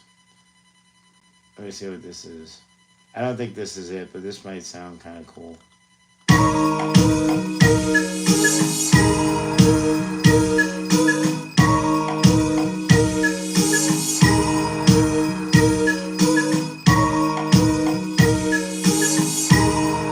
That's not the one I was looking for, but that's kind of got, I don't know, that's got kind of like a mystical vibe to it, right?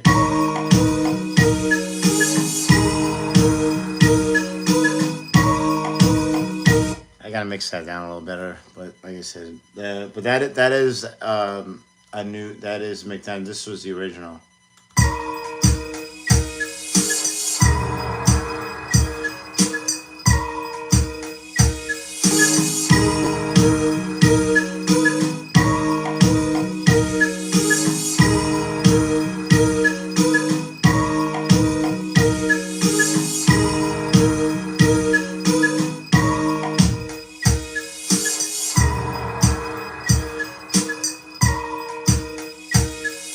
Yeah, see, like so that's why I had the reference track. Because the reference track actually sounds mixed down better because I would do my mix sounds and stuff.